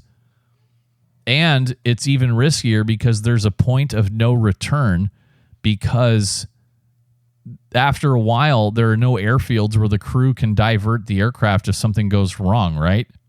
And then after all that, you have to fly and land in Antarctica on a runway made out of fucking ice. So it sounds like they kicked ass, man. They landed at McMurdo Station on Tuesday, loaded them up, returned to Christchurch, making the round trip in just under 20 hours. The rescue is the 3rd of its kind conducted by the Air Force since 2021. The U.S. Embassy in New Zealand thanked the Air Force for their efforts. They did say the people arrived safely in New Zealand. They're getting medical treatment. They still didn't say fucking what was wrong with them. So I don't know.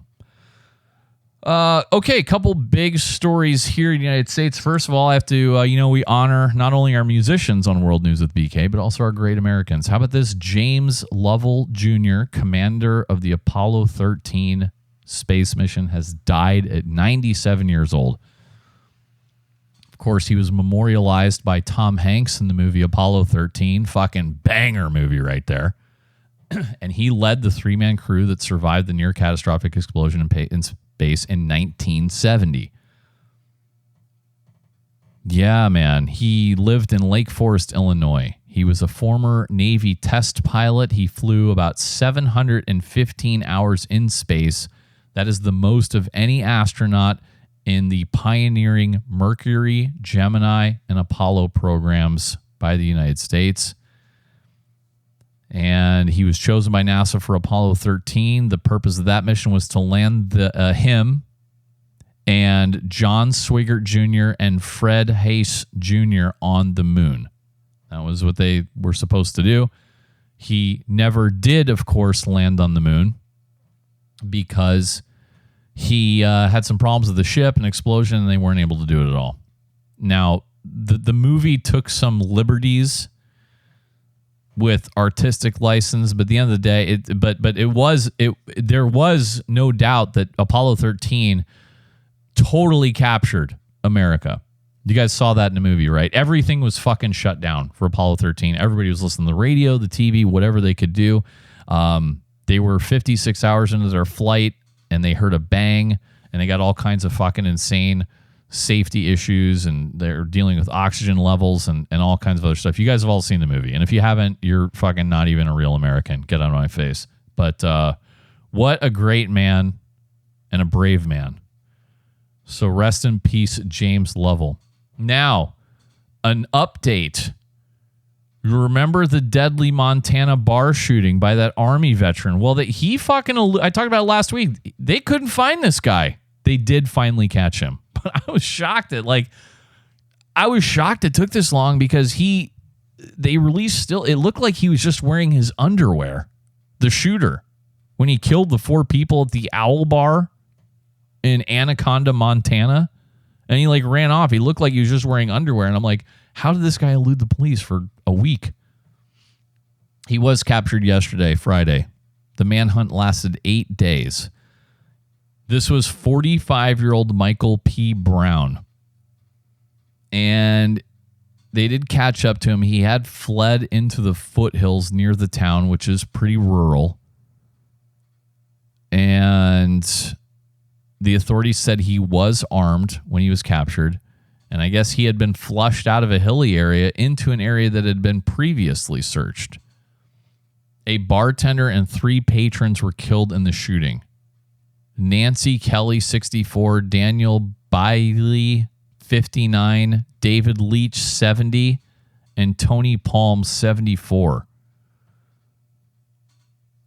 God.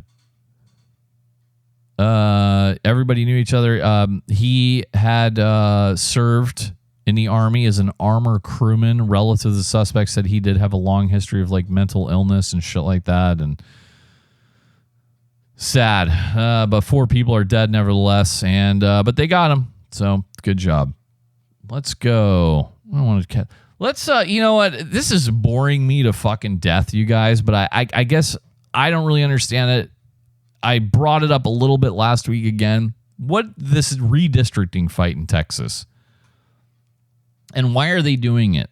And remember, I said that they're supposed to do it every 10 years. They decided to do it on the 5th year instead of the 10th year, right? So then the Texas Democrats in the state legislature, they fled the state. Okay, so here's what's going on. Republican leaders in Texas have given Democratic state lawmakers until Friday to return to the state capitol in Austin and give the legislature a quorum or face punishments, including possibly their removal from office. Okay? Why did they flee? Again, this was to block an effort by Trump and Governor Greg Abbott to redraw the state's United States House of Representatives maps to swing 5 of Texas's 38 districts from Democrat to Republican ahead of the 2026 midterm elections, right?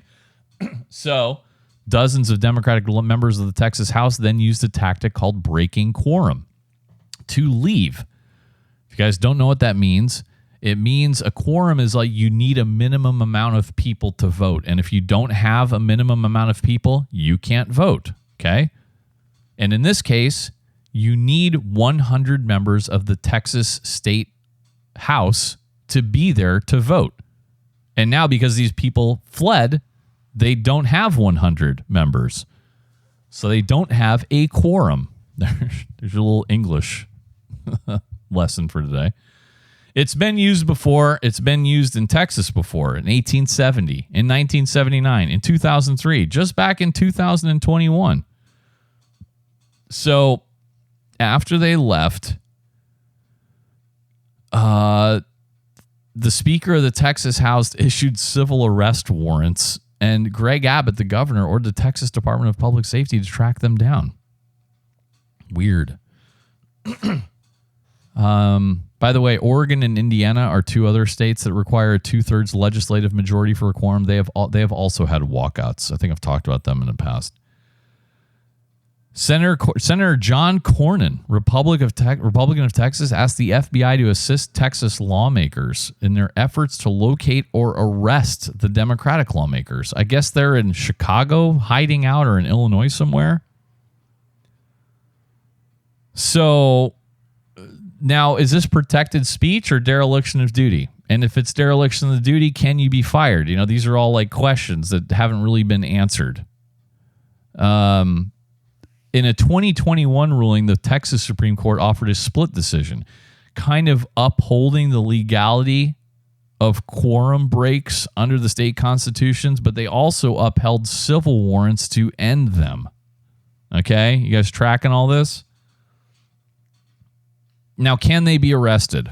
Well, under most circumstances, the FBI, who would have to do it, because the FBI is the only, they're the federal law enforcement agency. Only they are really allowed to, arrest people across state lines. If a San Diego police officer, can't just show up in Phoenix, Arizona, and make an illegal arrest. Only the FBI can do stuff like that. So can they do that here? Usually they don't have the authority to enforce state or local laws, which these are. So they can't really do it as well. So again, if you guys want, it's kind of boring, but I thought I'd play a few clips just so you can hear both sides. Here's one of them. I don't know who this dude is some Texas state legislator. He's wearing a t-shirt that says, "Let the people vote." So let's listen to what Ramon Romero, your state representative, and y'all know what's going on right now. This is the fight that we're in. This is the fight that you're in. We didn't start this fight. Donald Trump started it. He asked the Texas legislature to get rid of your voice. So for me, I'm not going to do that. I'm not going to go to work to silence you. And there's going to be a lot of people that's what they're going to say. They ran away. They don't want to go do their job. If my job is taking away your right to have a vote that matters, I'm not going to do it. There's going to be other people that are going to go to the floor. It's not going to be me, and it's not going to be my colleagues, because we know what this means. This is the destruction of America and the destruction of value of our vote. So you see me? Look at here. Bye. There he goes. I'm out, and I'm here for you. Okay, and he's getting on the plane, which they definitely on purpose hid the tail number of that too. So now, again, the fear is, well, hey, if Greg Abbott and the Texas Republicans are going to do this, what's to stop California and the California Democrats from doing this? Well, a little bit more complicated in that case, because Gavin Newsom would have to put this to a vote of the people. And that's not to say that we could easily vote for it, for sure. But one, it would take a special election. He wants to do it, now. So it would be an election just for this topic, because he would have to amend the state's constitution. In order to do that, you have to get like a vote of the people, because we voted this into law on a different proposition. And so they can't just do it themselves. They have to put it to a vote of the people. By the way, they're estimating a special election would cost at least $250 million in California, California tax money, which last I checked, we had a multi-billion-dollar deficit. But that's what he wants to do. And California, again, they are state lawmakers here are planning to vote on the proposal the week of August 18th, whether to go ahead with this plan. And then Governor Gavin Newsom said he wants to put a new map before voters in that special election on November 4th. So this could have the same result in California, except California would eliminate a lot of already few Republican held seats. So yeah, Republican leaders are looking to redraw maps in Missouri, Indiana, and Ohio, and perhaps more states, right? But House maps and redistricting laws in Democratic states have a lot of hurdles. Illinois, this article talks about, is already so skewed to Democrats that flipping even one of the 3 Republican seats left would be extremely difficult for map makers. But one map that California offered up to the congressional delegation would wipe away as many as 5 of the 9 House Republicans from California. That would include, by the way, one of mine, Darrell Issa, as well as Kevin Kiley, who's doing great things out there. And I just think this would be tough. And here's this article, the New York Times gets into it. Unlike in Texas, where the politicians do draw the maps, California's congressional districts have been set by an independent commission. And that was enshrined into law, into the Constitution, right? That independent commission is not allowed to consider partisanship in drawing the line. So they're not allowed to just say, like, well, we'll squeeze more Democrats in here. So Newsom is now proposing putting that system on hold. Wow. This is... The Service Employees International Union California announced its support for the Democrats' plan on Tuesday. Of course. Fucking of course they did. Wow. Okay, so let's listen. I have a clip of stupid Gavin Newsom talking about this, waving his hands maniacally as he gleefully talks about rigging it. Let me just quickly get to him and play We this. are moving forward. Make no mistake. California is moving forward as a state that's larger than 21 state populations combined. We are not a small, isolated state. State larger than 21 populations combined. Hey, we tried to play by a higher set of standards and rules with our independent redistricting, and we believe in that. And we are not talking about eliminating that commission. Lie. We are talking about emergency measures to respond to what's happening in Texas, and we will nullify what happens in Texas. Okay. We'll pick up 5 seats with the consent of the people, and that's the difference between the approach we're taking and the approach they're taking. We're doing it on a temporary basis. We're doing it in a fully transparent way. It would never go away. It wouldn't be temporary. And we're doing it by asking the people of the state of California for their consent and support. No, I do not consent. Mark that stark contrast to what's happening in Texas and other states. Okay, let that be a rare on the record of BK not consenting. Because as you know, BK always obtains consent, yes, in matters of the heart and in his personal life. In this case, I do not consent. Newsom, you fuck. Come on my podcast, Newsom. Quit hiding from me. So go on Sean Ryan as he sucks you off for 4 hours. Oh, my God. Can you imagine? I should fucking maybe I should just ask him.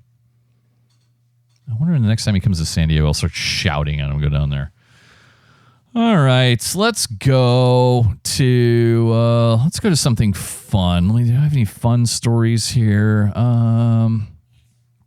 Let's go to many of you guys sent me this one. This is funny. Headline: Doctor convicted of practicing medicine without a license for home genital exams. Oh, wow. That's great. This is in Cincinnati.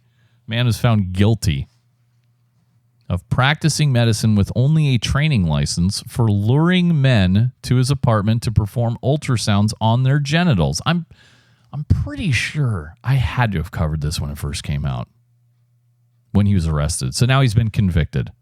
After a bench trial, by the way. That means a judge decided his guilt or innocence, not a jury. According to complaints, Saunders, did I say his name? Rudell Saunders is the convict. Saunders told men he needed to complete a certain number of ultrasounds for a training program. The medical board said that was not true. Saunders allegedly performed these ultrasounds in his bedroom apartment with no supervision. In April, he was acquitted of sexual imposition and voyeurism charges in connection to the case. Well, what? Why? Yeah, I mean, if a guy is trying to look at your fucking nutsack and there's no medical reason to do so, it's sexual, by the way. Oh, and speaking of that, there's another BBC scandal. You know, British Broadcasting. Yes, an unnamed BBC presenter. It's like one of the stooges on their cable news channels. Presented a junior member of staff with a photo of his penis. That's right. Oh, I shouldn't say his penis. All right. They're not naming who it is. The Star, this is on a British tabloid. The Star is alleged to have revealed an image of a man's penis on her phone. Wait a minute. Star is allegedly... I can't, this is poorly written. But basically, this guy asked this producer if she, quote, liked dick pics, end quote. Insiders claim that the Star is listed among the BBC's 50 highest paid employees and asked the young staff member an inappropriate question before showing the picture. The young producer was said to have been, quote, horrified and in tears, end quote, over the encounter. Oh, it is unknown whose private parts were in the picture. So perhaps it wasn't his own, because bosses were alerted about this. The presenter was brought into a private meeting where she was told to apologize for her actions. Wait, what? Okay. I guess this female star revealed an image of a man's penis on her phone while asking the young girl if she liked dick pics. So I guess this old lady is like, oh, you ever see dick pics? Here, check out. Here's one I got. Here, check out this fucking schlong that I got on my phone. That's a odd story. Let me see. I want to do another fun one. Oh, let's go to Singapore. Shout out to my man in Singapore. This is bizarre. A elderly man has been charged after he allegedly molested and performed a sex act on a, quote, vulnerable man, end quote. 76 years old. Oh, on a 25-year-old. Oh, my God. And it was on like it was in an apartment complex like balcony. He's going to plead guilty. I guess somebody witnessed this, but on August 5th, a 76-year-old man was charged with 1 count each of molestation and performing a sex act on the alleged victim without his consent. Oh, no. Oh, this goes way back to August 9th, 2023. I guess it's just coming out. Why are they doing this? Singapore, remember, if you're convicted of molestation, you can be jailed up to 3 years, fined, or remember, they have caning over there. You can be caned, beaten with a cane, or receive any combination. But here's the twist. The sentences for all those offenses can be increased twice, by 2 times, if they involved a vulnerable person. So I guess this elderly old man walked up to a guy who's in a wheelchair or vegetable or whatever and just started taking his dick out. And, you guys can probably figure out the rest for yourself. God. Oh, man. Let's see here. This was kind of an odd one, too. This just came. I was scrolling my sources. I'd like to check out the Daily Mail, the British tabloid. They had this little nugget. I cannot believe this hasn't come out before, but you guys remember the name Robert Mueller from the Russia investigation? Remember the head honcho, former FBI director? I guess he's been in a fucking dementia home for years now. Or what they call in this article, a memory care facility. Yeah, he's 80 years old now. Remember, he was the 6th director of the FBI from 2001 until 2013, and then he was the special counsel overseeing the federal government's multi-year investigation into Russia's ties to the 2016 Trump campaign.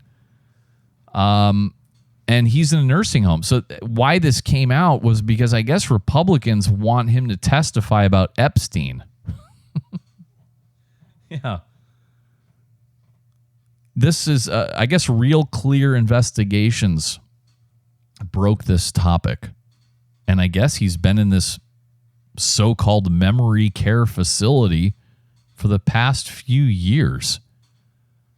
But at the same time, the news comes as Mueller is scheduled to sit with the House Oversight Committee investigators regarding the FBI's work relating to Jeffrey Epstein next month. Did I jump the gun on dementia home? I've never heard the term, guys. I'm going to be honest. I've never heard the term memory care facility. I've heard the term nursing home, and loony bin, nut house, whatever you want to call it. Memory care. I'm assuming that's something with people with Alzheimer's and dementia. No? Tell me if I'm wrong about that. I guess the committee wants information Mueller may know about Epstein from overseeing the FBI during the Epstein 2005 Florida prostitution case, because the FBI did interfere in that. Many critics have said that Epstein's sentence in that case was too lenient. One former lawmaker, remember Matt Gaetz, Republican of Florida? He talked about it. And he said that evidence of Mueller's decline have been evident for years. Yeah, Robert Mueller did testify. Remember this back in the summer of 2019 about the report? And during that hearing, he kind of struggled at times to, remember questions. He would often ask them to repeat what they said, and he kind of appeared flustered and all that. And of course, it turned into a whole fucking shit show. But yeah, he's out there. Now they did ask Trump. Do I have this clip? I'm trying to look. There was a Trump clip about Epstein because we really haven't had much news. The big news last week was that Trump's lawyer, Todd Blanche, met with Ghislaine Maxwell. Remember Epstein's pimp? And then Maxwell ends up in a lower security prison. So we still don't know what they talked about, but she was said to have talked for many hours and listed names, not necessarily of people who did anything wrong, but did have lots of names to talk about facilitating it. So the reporters asked Trump about this. Let me play this one. Oh, sorry, guys. That was me. Have you been briefed on what Ghislaine Maxwell told Todd Blanche? No, I haven't. So you don't know whether you came up in the conversation or not? Todd is a very respected person all over the... Okay, so does anybody believe that?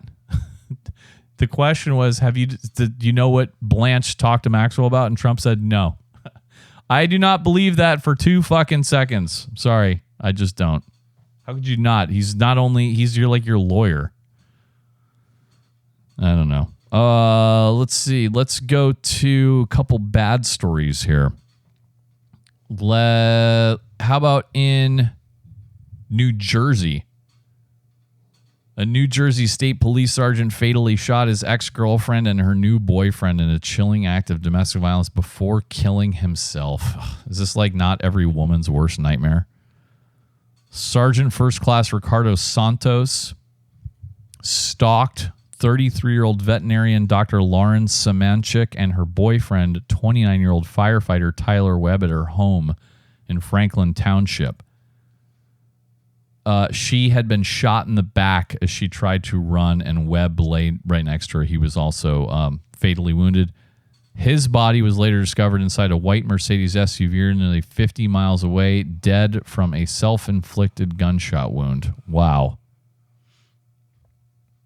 And I guess this was all the revelations are coming out now that this former police officer, this, from all accounts, decorated state trooper, had been really controlling this chick, and that multiple institutions, including law enforcement, failed to act.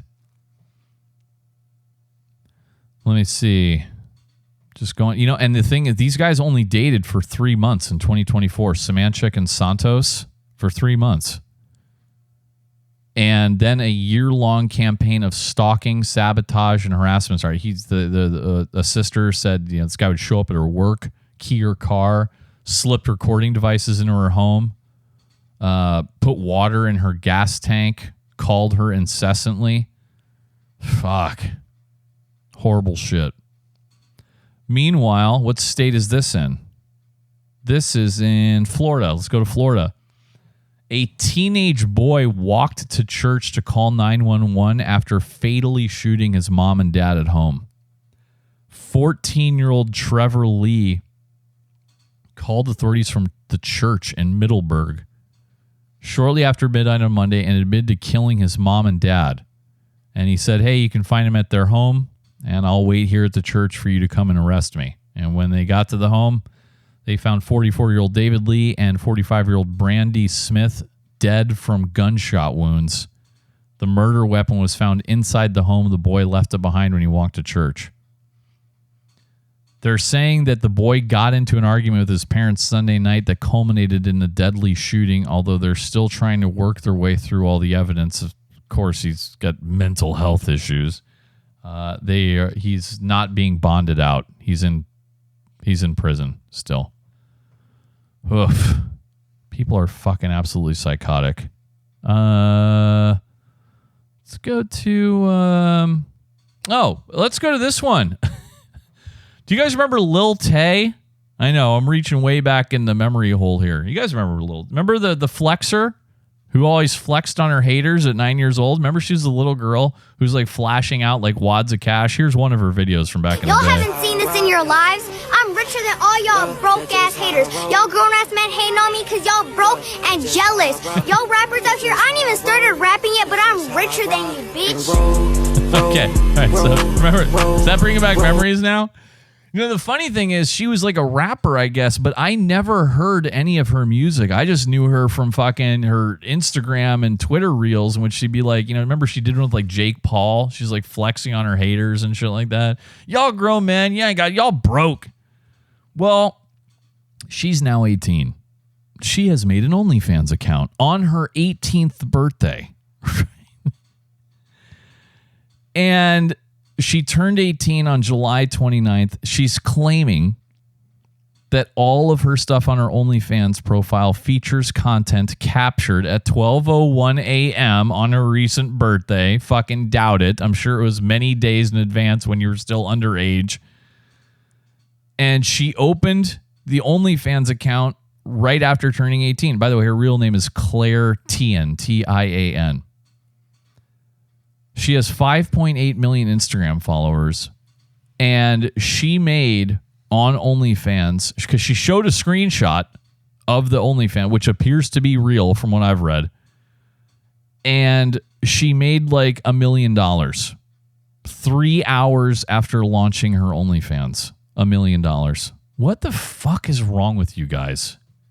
Not you guys, but you know what I mean? Us as a society. Like, she's not hot to me at all. She looks like a little kid, but even as a little kid, like you could say, well, that's a pretty young girl. She's not even a pretty young girl. She's not very attractive. Like, I'm sorry, I'm trying to be like objective here. And objectively, she's not attractive. And it's fucking pretty disgusting how guys are like lined up, all these gross, obese, fucking fat pieces of shit, incel losers, to give her money for some underwear pictures on OnlyFans. I don't get it. I've never looked at an OnlyFans profile in my life. I would never pay for one, obviously. I've never really seen anybody's pictures on OnlyFans. I've never opened OnlyFans. Yeah, do you remember she had that weird, because she had like a weird run. So she came out, she was flexing on her haters, right? She collaborated with, I don't know if you guys heard it, I just burped a little bit. I don't know if you guys, she collaborated with other major internet stars like Bad Barbie. Remember her? She was the chick from Dr. Phil. It was like Cash Me Outside. How about that? Remember that chick? She made hundreds of millions on OnlyFans. Then she disappears on social media, right? But then in August of 2023, and I talked about it at the time, because, BK tries to capture this cultural zeitgeist here. She had that death hoax A statement was shared on her Instagram claiming that she had died alongside her older half-brother, right? But then that turned out to all be a lie. And now she's on OnlyFans. I don't know. I don't think we're gonna make it, guys. I just don't. Now the other big story. I got to do this one. I'll get to another big social media story for a second. I've got to talk about this. I put this on both my Instagram and my Twitter. An airman has now been arrested for a murder that prompted the Air Force-wide safety review of the Sig Sauer M18 firearm, the handgun. And I talked about this last week because this was like, if you're not a gun nut, Sig has been known, the manufacturer has been known for having these handguns that maybe, who knows now, I don't know what to believe, they might discharge on their own in certain circumstances without your finger being anywhere near the trigger. That's the claim. But this story came out, it said because I talked about it last week, and this airman, he was killed. He was shot in the chest. And the story was that the gun just went off. And all these gun YouTubers picked it up, and they claimed they were making videos shaking the SIG and having it go off, right, and all this stuff. And I saw them all. A lot of you guys sent them to me. But now, apparently, this guy lied. So remember, the airman who was sadly killed was Braden Lovin, 21 years old. And that was the story. SIG just went off. Immediately, the Air Force, service-wide, says no more SIG M18 pistols. I've always had a Glock myself because that's what we were tested with in the contracting world. So I always had Glock 19, Glock 17, never went off, never had an issue, never one time ever. I keep hearing the story. I've heard the stories about the SIG for years. I've never really, I think I've touched one once. Didn't go off, so I don't know. So anyway, they have not identified the airman, but now they have arrested the guy. So the individual has now been arrested on suspicion of making a false official statement, obstruction of justice, and involuntary manslaughter, which tells me they don't believe it was like malicious, like he murdered the guy on purpose, like first degree, because then it would be first degree murder, right? Like if he wanted to kill the guy, maybe he was just fucking with the gun and he had an ND and it went off in the guy's chest. That's what I'm assuming at this point with the charge of involuntary manslaughter. The Air Force has not arrested the guy who actually did the shooting, which happened on July 20th again. So, wow, that's crazy. By the way, the Army, Navy, and Marine Corps never had any plans to pause use of the pistols.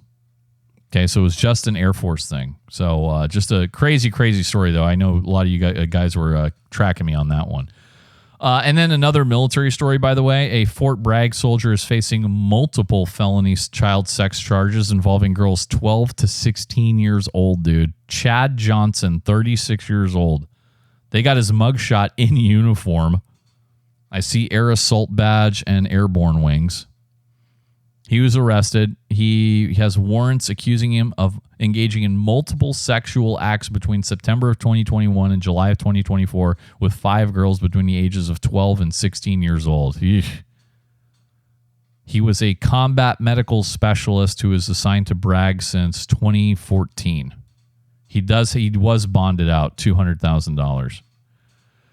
Okay, let's do some... Oh, I got one more military one. Defense leaders are going to return a Confederate memorial to Arlington National Cemetery. Yeah, dude. Defense Secretary Pete Kegsbreath announced that on Tuesday. I'm sorry, guys. It's still funny. But this was the so-called Reconciliation Monument. The news came just one day after the National Park Service unveiled plans to rebuild a statue commemorating Albert Pike, a Confederate brigadier general just a few blocks from the U.S. Capitol. So the Arlington National Cemetery sculpture was made by a Confederate veteran named Moses Ezekiel. It was first installed at Arlington in 1914 after a campaign by the United Daughters of the Confederacy to promote positive aspects of their movement. and it was often referred to as the Confederate Memorial. It featured a bronze woman standing on a 32-foot pedestal.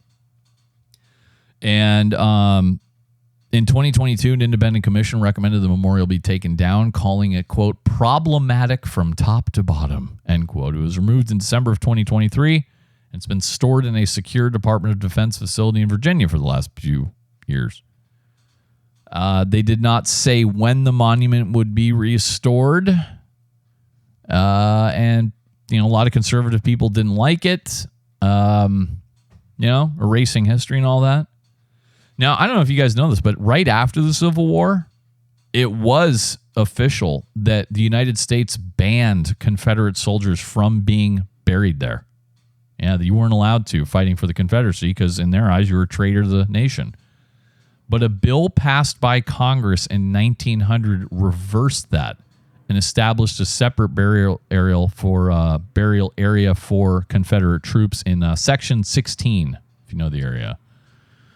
Okay. And let's see. Oh, this is another big story, not necessarily military related, but it has to do with the VA. So I thought I'd talk about it. The Trump administration has began to strip federal workers of union protections. The Department of Veterans Affairs appeared to be the first agency to begin terminating union contracts. This affects more than 400,000 workers. And shout out to some of you guys. You sent me the memo you got on your official VA email. So I don't know, some of you guys who messaged me about this, who work for the VA, you made it sound like a good thing. I'm not going to pretend to know either way, good or bad, but unions do often protect the most lazy and incompetent and inept, and hold, go-getters back from promotion, because they have rules, time and service and all that. And you guys who messaged me about it seemed pretty excited, saying, dude, I work with a lot of pieces of shit, and this is a good thing because it's going to allow me, who works fucking way harder than any of them, to kind of stand out and get promoted rapidly.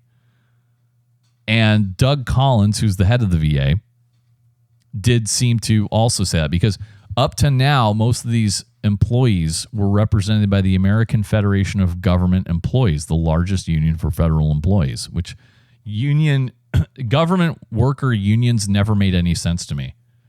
Because think about it, dude. The government gets together in a room with the government workers, and they decide who's going to fucking pay and what the kickback is going to be. Oh, I'm sorry, political donation. And you know who's absent from that room? There's a very important stakeholder absent in that room. Who is that, guys? You got the government, you got the government workers. Who's absent from that room? If you said the United States taxpayer who pays all the salaries, yes, you'd be correct. You're not represented at all, and they could give a fuck about you. You have no voice in there, which has always been the problem with government unions. Because, a private union has to worry about like profitability of the industry they're in and stuff like that. They can only go so far. With a government union, fuck, who cares? It's taxpayer money. So Doug Collins, the head of the agency, argued in a statement that, quote, unions that represent VA employees fight against the best interest of veterans while protecting and rewarding bad workers, end quote. So it remains to be seen. If you guys do work for the VA and you have thoughts on this, please email me and tell me your thoughts. Here's a funny clip. I just mentioned Arlington, Virginia. I forgot I had this. I guess there's is this Arlington, Virginia? Or is this Arlington? Oh, I believe this is Arlington, Texas. There's a lot of Arlingtons. Okay. I guess the mayor of Arlington is named Jim Ross, Arlington, Texas. And newly unearthed footage has emerged from 2018 showing Arlington Mayor Jim Ross going off on a Christian street preacher in New Orleans. And this was filmed at the Southern Decadence Festival in New Orleans, which is an LGBTQ event held annually over Labor Day weekend. So in the footage, he can be heard addressing street preacher Reuben Israel, who was kind of a known street preacher, but he passed away in 2023. And the weird thing about this, Jim Ross says he's heterosexual. Imagine how fucking weird you have to be to get up with to get this fucking highly into the rights of LGBT. And BK is for the gays. Everybody knows that. At the same time, I'm not going to go into getting a face of street preachers about fucking sodomy and all that. Like, I don't give a fuck. Okay, so here's the video. Let's hear how this goes. You do. Not gonna happen. You punk motherfucker. Oh no, we jumped the party, bro. You don't think anal sex is good, do you? No, it's not the purpose. Have you ever fucked your old lady in the ass? Who would do that? I fucked your old lady in the ass. That's why you're here with them. Watch your language. Hey, shut your ass. Shut your ass, you little piece of shit.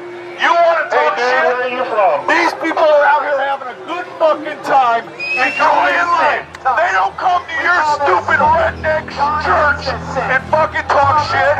You come out here, you pussy motherfucker. Shut fuck you, pussy. There he goes. Waiting. You do. Wow. You fuck your old lady in the ass. That's fun. Good old Jim Ross. Okay, tariffs. What's going on? Latest. Yeah, well, they have begun. By the way, did you see the stock market has just been fucking, dude. This last week, the stock market, like Friday, it was up huge. So the tariffs have begun. The tariffs took effect for about 90 countries just after midnight.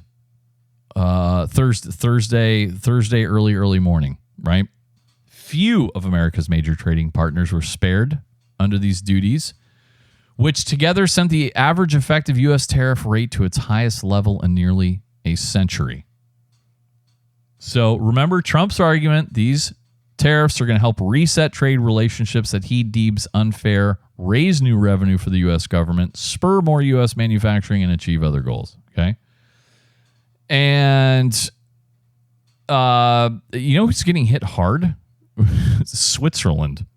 Officials there are really fucking upset because the White House slapped a 39% tariff on Swiss goods. In India, Trump said he's soon going to be doubling tariffs on them. So, again, it's... The fact is, you guys, whether you like it or not, and you guys remember how I was upset about tariffs because it caused the entire stock market to collapse for no good reason, in my opinion. Because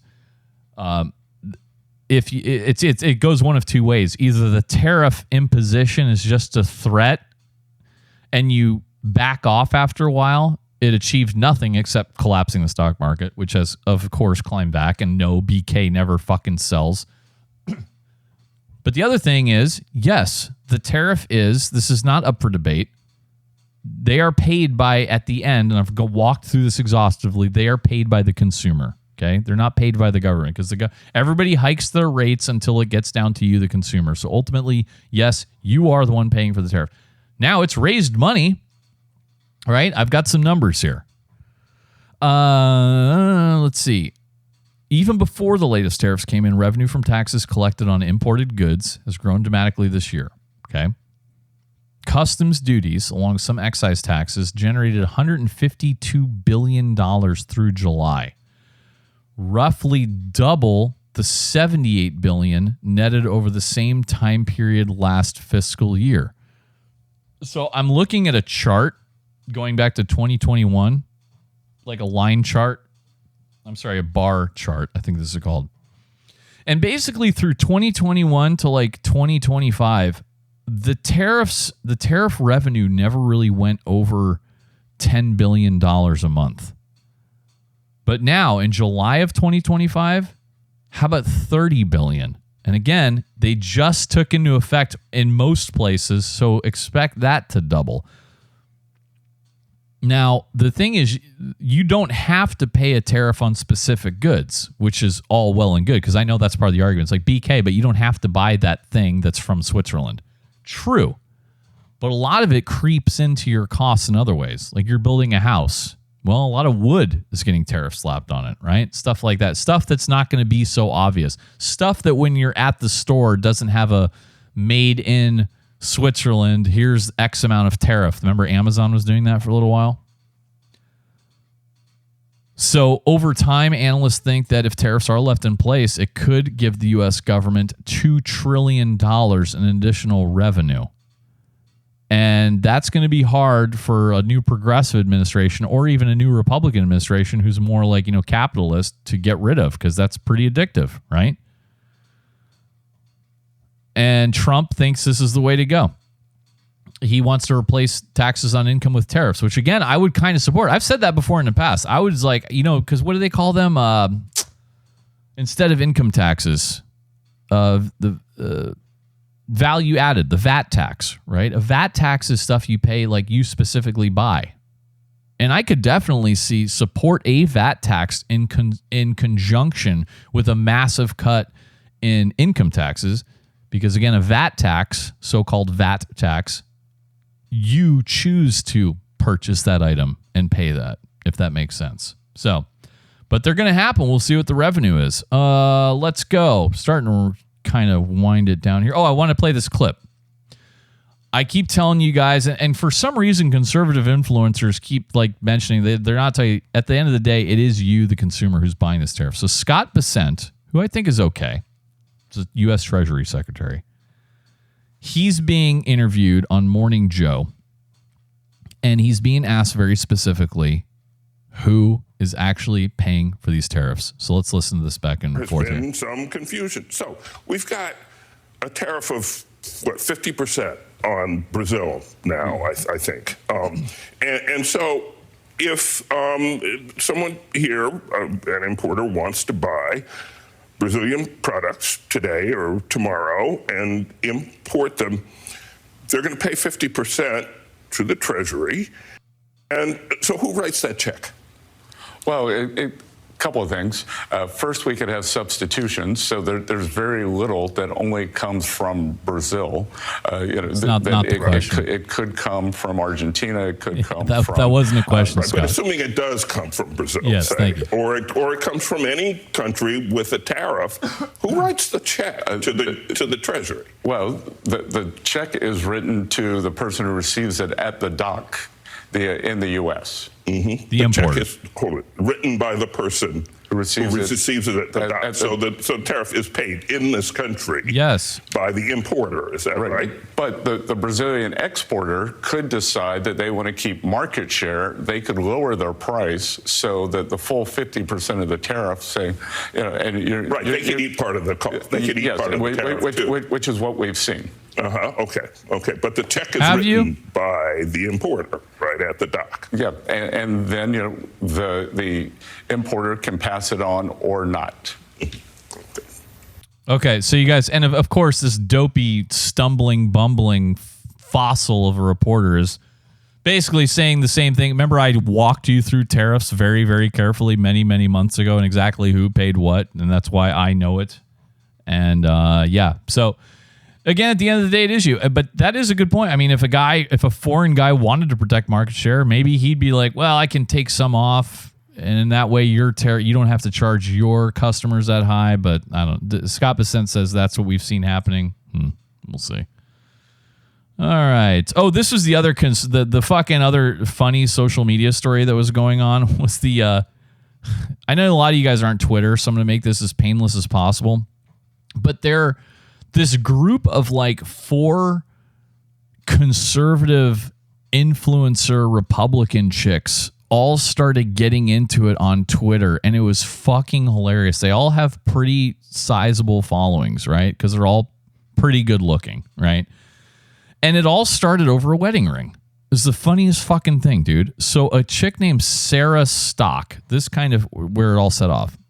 She's at Sarah with an H, Sarah C. Stock. She puts out a picture of her hand against a field of flowers, and she's wearing a small diamond ring on her wedding ring finger. And she just said, "I won." Okay. And so then another chick named Hannah Pearl Davis, she said, she responded by saying, quote, "hottest right-wing e-girl taken off the market." And Sarah Stock is hot. Davis went on to say, "conservative women will always use their marriage and family to build their brand." Okay. Then a third chick came in here who was a Fox News contributor, Emily Wilson. She's known as Emily Saves America on Twitter, and she is a smoke show. I think she's probably the hottest out of all of them. She made fun of the ring size. She just commented the ring size with a "I'm dead" emoji, right? First of all, if you're buying a huge wedding ring, you're a moron. Like, first of all, I know. Like, ladies, I have a question for you. If your husband is like, listen, I could give you a $100,000 ring, or I could give you a $5,000 ring, a symbol of our love, and put the $95,000 ring into an index fund making 7% a year annually, which one would you rather have, ladies? I shouldn't ask the ladies that question.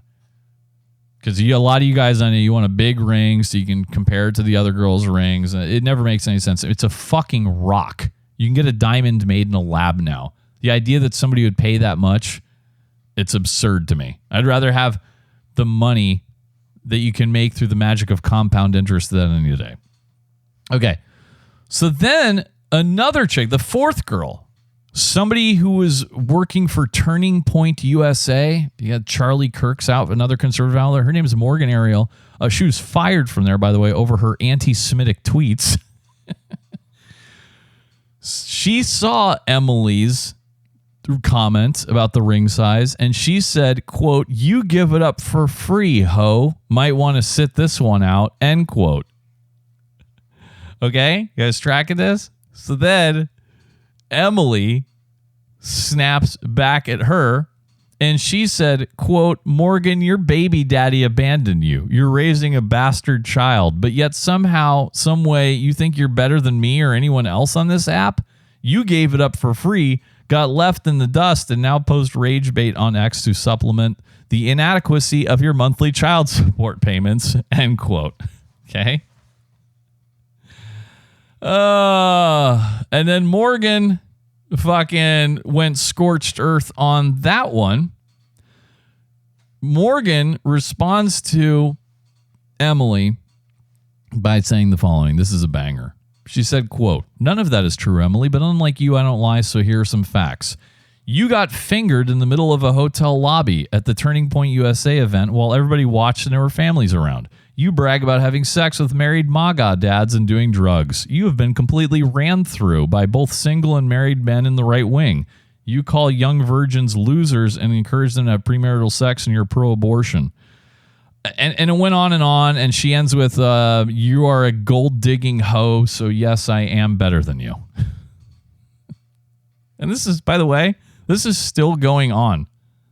If you want to go read the whole thing, you can Google any one of those names, you guys, and it should come right up. Oh, and also at one point they were accusing each other of having venereal diseases and sleeping with black men.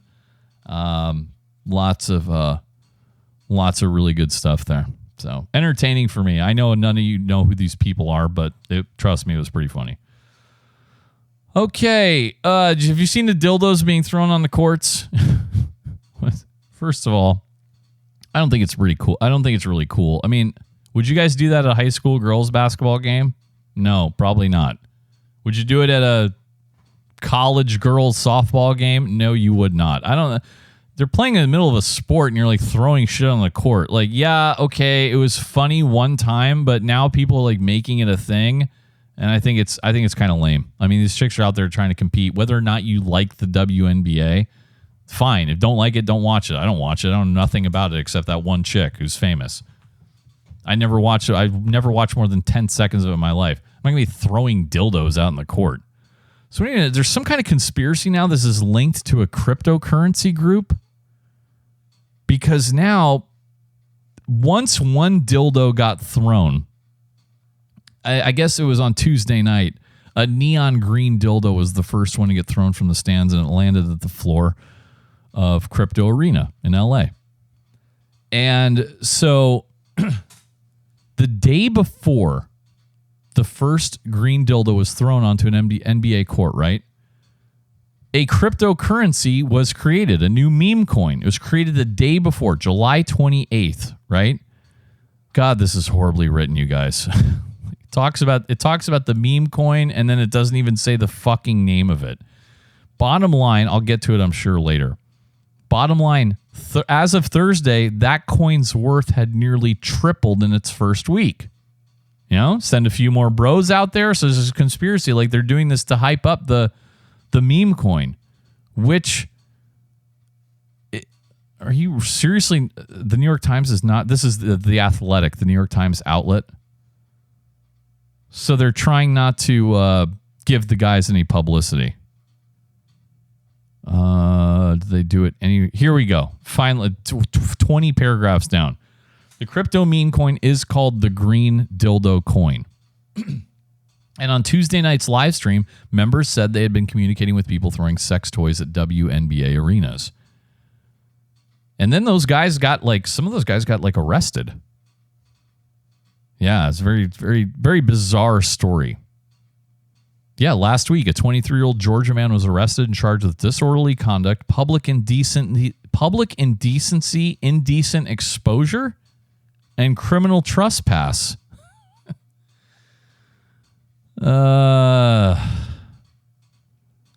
Yeah, so then so everybody's like, okay, well then there's another WNBA game on, so everybody watch out for the dildos, and then sure enough, here come the dildos.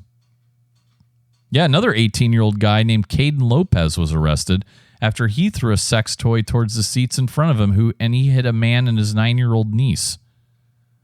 The identities of those who originated Green Dildo Coin are unclear. They also have an online storefront that sells apparel related to the sex toy and the meme coin. It was registered on July 7th, close to 2 weeks before the first sex toy was thrown onto an MDA court.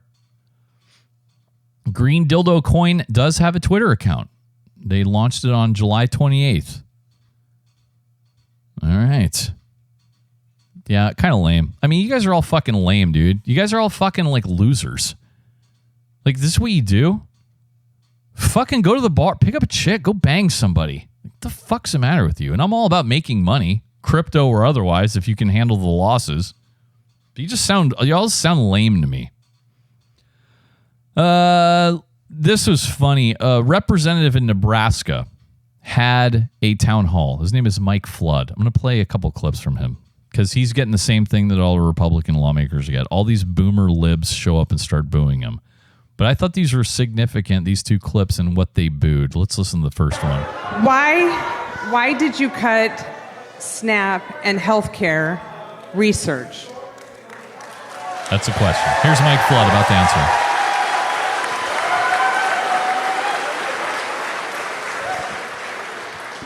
We do not have unlimited money in the United States.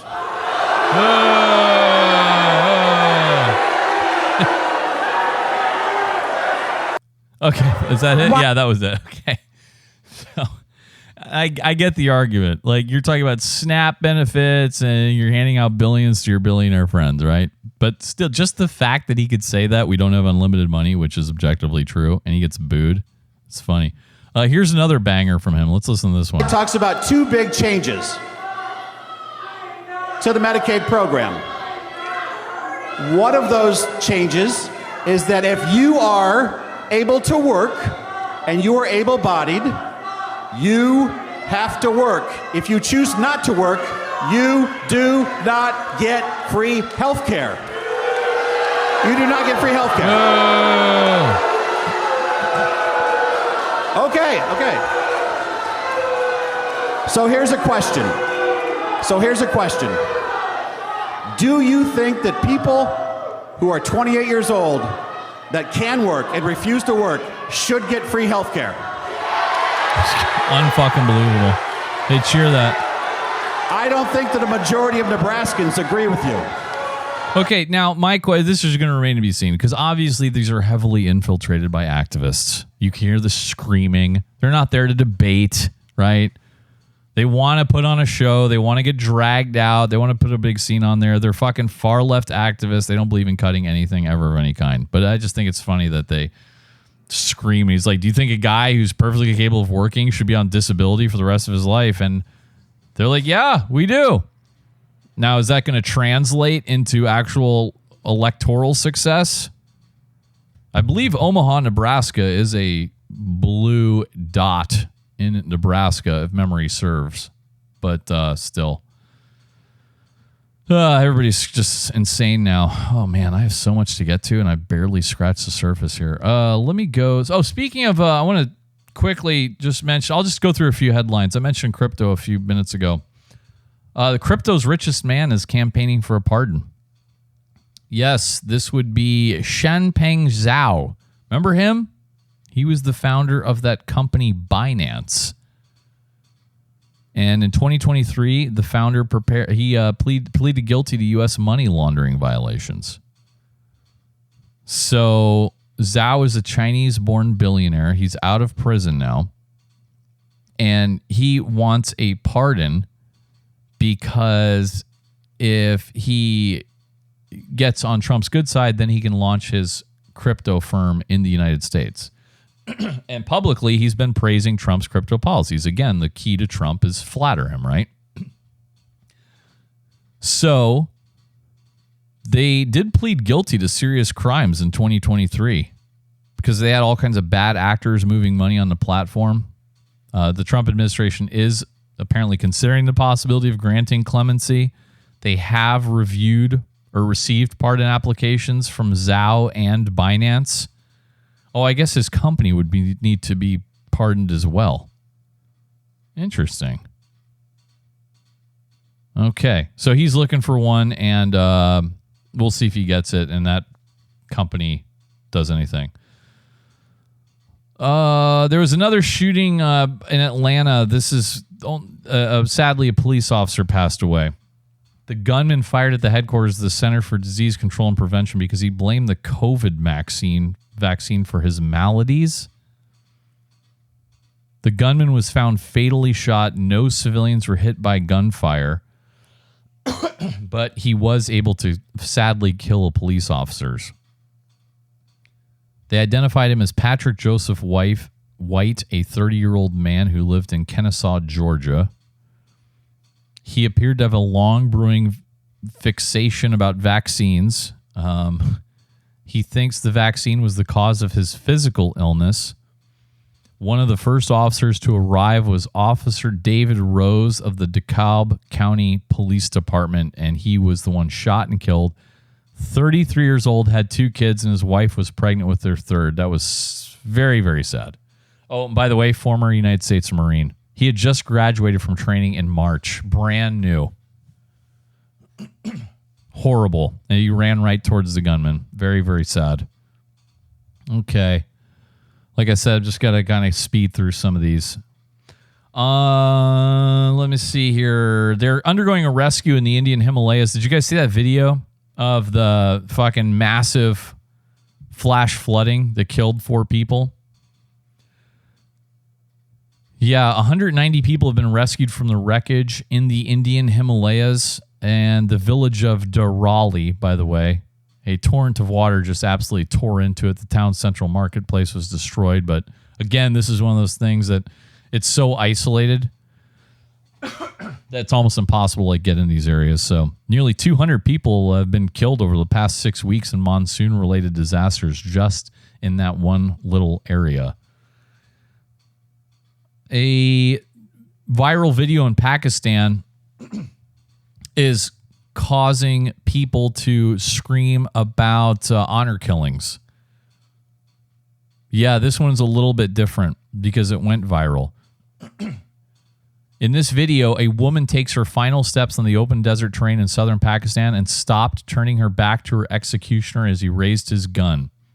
35-year-old Bano Bibi said, quote, "You can shoot me, but nothing more than that," end quote. The man then shoots Bibi 3 times, killing her on the spot over accusations that the mother of 5 was having an affair. Then he turned to the man accused of being her lover, a 50-year-old father of 4 named Esanullah Samalani, and shot him dead as well. Yeah, dude. And this has sparked protests, all kinds of condemnation from politicians, and it caused outrage not just because it was another one of these so-called honor killings, right? Did you know in Pakistan, on average, more than 1 woman is killed every day in an honor killing? Jeez. So that was part of the reason, but also because the authorities took action only after a video of the shootings went viral more than 6 weeks later. I have not seen the video. I wouldn't play it anyway because it's in a foreign language, but if one of you guys has the video, or send that to me in a DM. And people in Pakistan have long said we're going to protect women from honor killings, but they never do so. Quickly, did you guys see ICE is hiring Immigration and Customs Enforcement? As a matter of fact, they picked up a new recruit, Dean Cain, the actor, played Superman. He is joining ICE as an immigration officer. He's 59 years old, and he's doing it because, remember, Kirsty Noem has now said, hey, no age limit. $50,000 bonus. We're going to take care of your college loans as well. I mean, hard to find deals like that exiting college. Let me play this from Dean Cain. Curious what Hey everybody, Dean Cain here. And for those who don't know, I am a sworn law enforcement officer as well as being a filmmaker. I felt it was important to join with our first responders to help secure the safety of all Americans, not just talk about it. So I joined up. And here's your opportunity to join ICE. You can earn lots of great benefits and pay. Yeah, since President Trump took office. He's just going to do the company spiel. But I did want to play that. Do I have the clip of it? Shit. I thought I had Kirsty Noem. No, I don't have Kirsty Noem. I thought I had her doing her recruiting spiel. But basically, yeah, she said, hey, there's no more age limit, and we're going to do this. Just quick headlines as far as other immigration stuff, right? Judge has ordered a halt to construction at Alligator Alcatraz. Many of you sent me that one.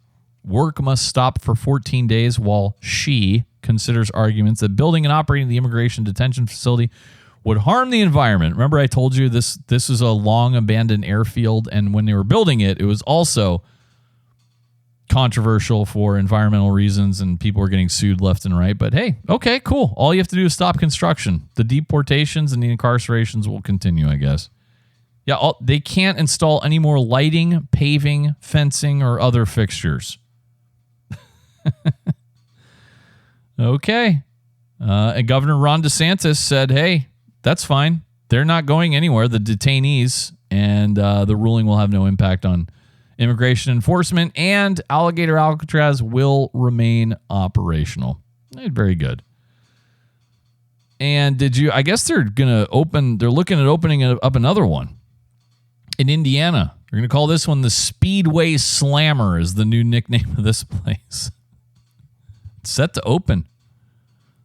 The Miami Correctional Facility in the Hoosier State's Bunker Hill is poised to expand capacity by 1,000 beds. That it? Yeah, that was announced by Kirsty Noem again. Sounds like it's going to be up and running real quick. Yeah, it's pretty much ready to go. So that's going to happen. Trump is again demanding the U.S. Census exclude undocumented immigrants. That's also part of that redistricting fight. I mean, it's hard to not agree with that. Because this is why there's districts in California that they're like these huge districts with large populations, but then you look at how many people voted and not very many people voted. Well, it's because there's a lot of illegal aliens in those districts. And it does seem kind of fucked up. So if California says, sure, illegals, you can come on into our state and we'll protect you and grow our population by millions and millions of people. And now, because we have so many people, our congressional seat number is going to be based on that number. And you're kind of disenfranchising me and other states who don't have large illegal populations. So why should an illegal immigrant count in the census? That goes back to an old court case. I've talked about it a few times. But, it's stipulated in the Constitution. The census will occur every 10 years. Historically, the census has counted all U.S. residents regardless of their immigration status. And again, that is a process that determines both the allotment of congressional seats, and billions of dollars in federal aid money sent to the states. The next census is scheduled for 2030. Trump had tried this before in 2020 to keep illegal immigrants out of the census. I keep saying, I'm trying to skip ahead. Census. A federal court rejected that attempt, and the Supreme Court declined to intervene in that one. I agree with them on that one. Massachusetts Democratic Governor Maura Healey has officially gone broke, I guess, because she has ended a $1 billion with a B migrant shelter program. Yep. They're running out of money. Fox News noted that state officials used hotels, community centers, a defunct prison to house all the illegal immigrants pouring into the state that they absolutely refused to hand over to the immigration authorities. And she is now saying that she made up some shit about like, well, now these people are in homes across the state, so we don't need this anymore. They just ran out of money. Here's one for my Spanish speakers, guys. And specifically, if you are of Guatemalan heritage, this was the big shitstorm earlier this week. So Democratic Representative Delia Ramirez she's a congressional representative. I don't know what state is she from California? I don't even know. So she goes to Mexico City, right? And she's speaking to the Mexican people in Spanish in Mexico City. So what a lot of people interpreted this translation to mean was, while speaking in Spanish, saying, quote, "I'm a proud Guatemalan before I'm an American," end quote. I kind of listened to it. My Spanish is not good enough to pick up various, I don't know, how do you say this? You know, you can't, it's not always possible to directly translate languages, right? There's nuances, there's cultural references, there's slang, there's various phrases in that language that they don't always mean what the verbal translation says. So that's the conservatives saying, how dare you? You're saying you're a Guatemalan before you're an American, you should be removed from office.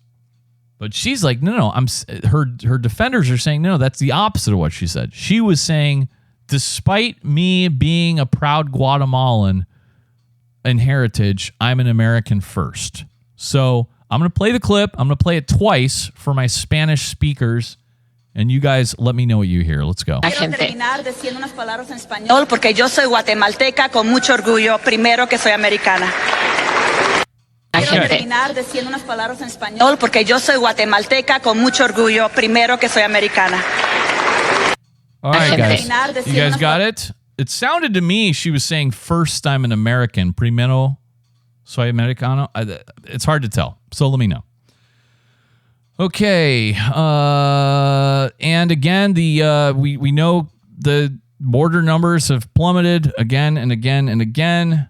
ICE arrests are declining because there's been a lot of backlash to the immigration raids in June, but a lot fewer people are coming in here. Here's the Border Patrol chief.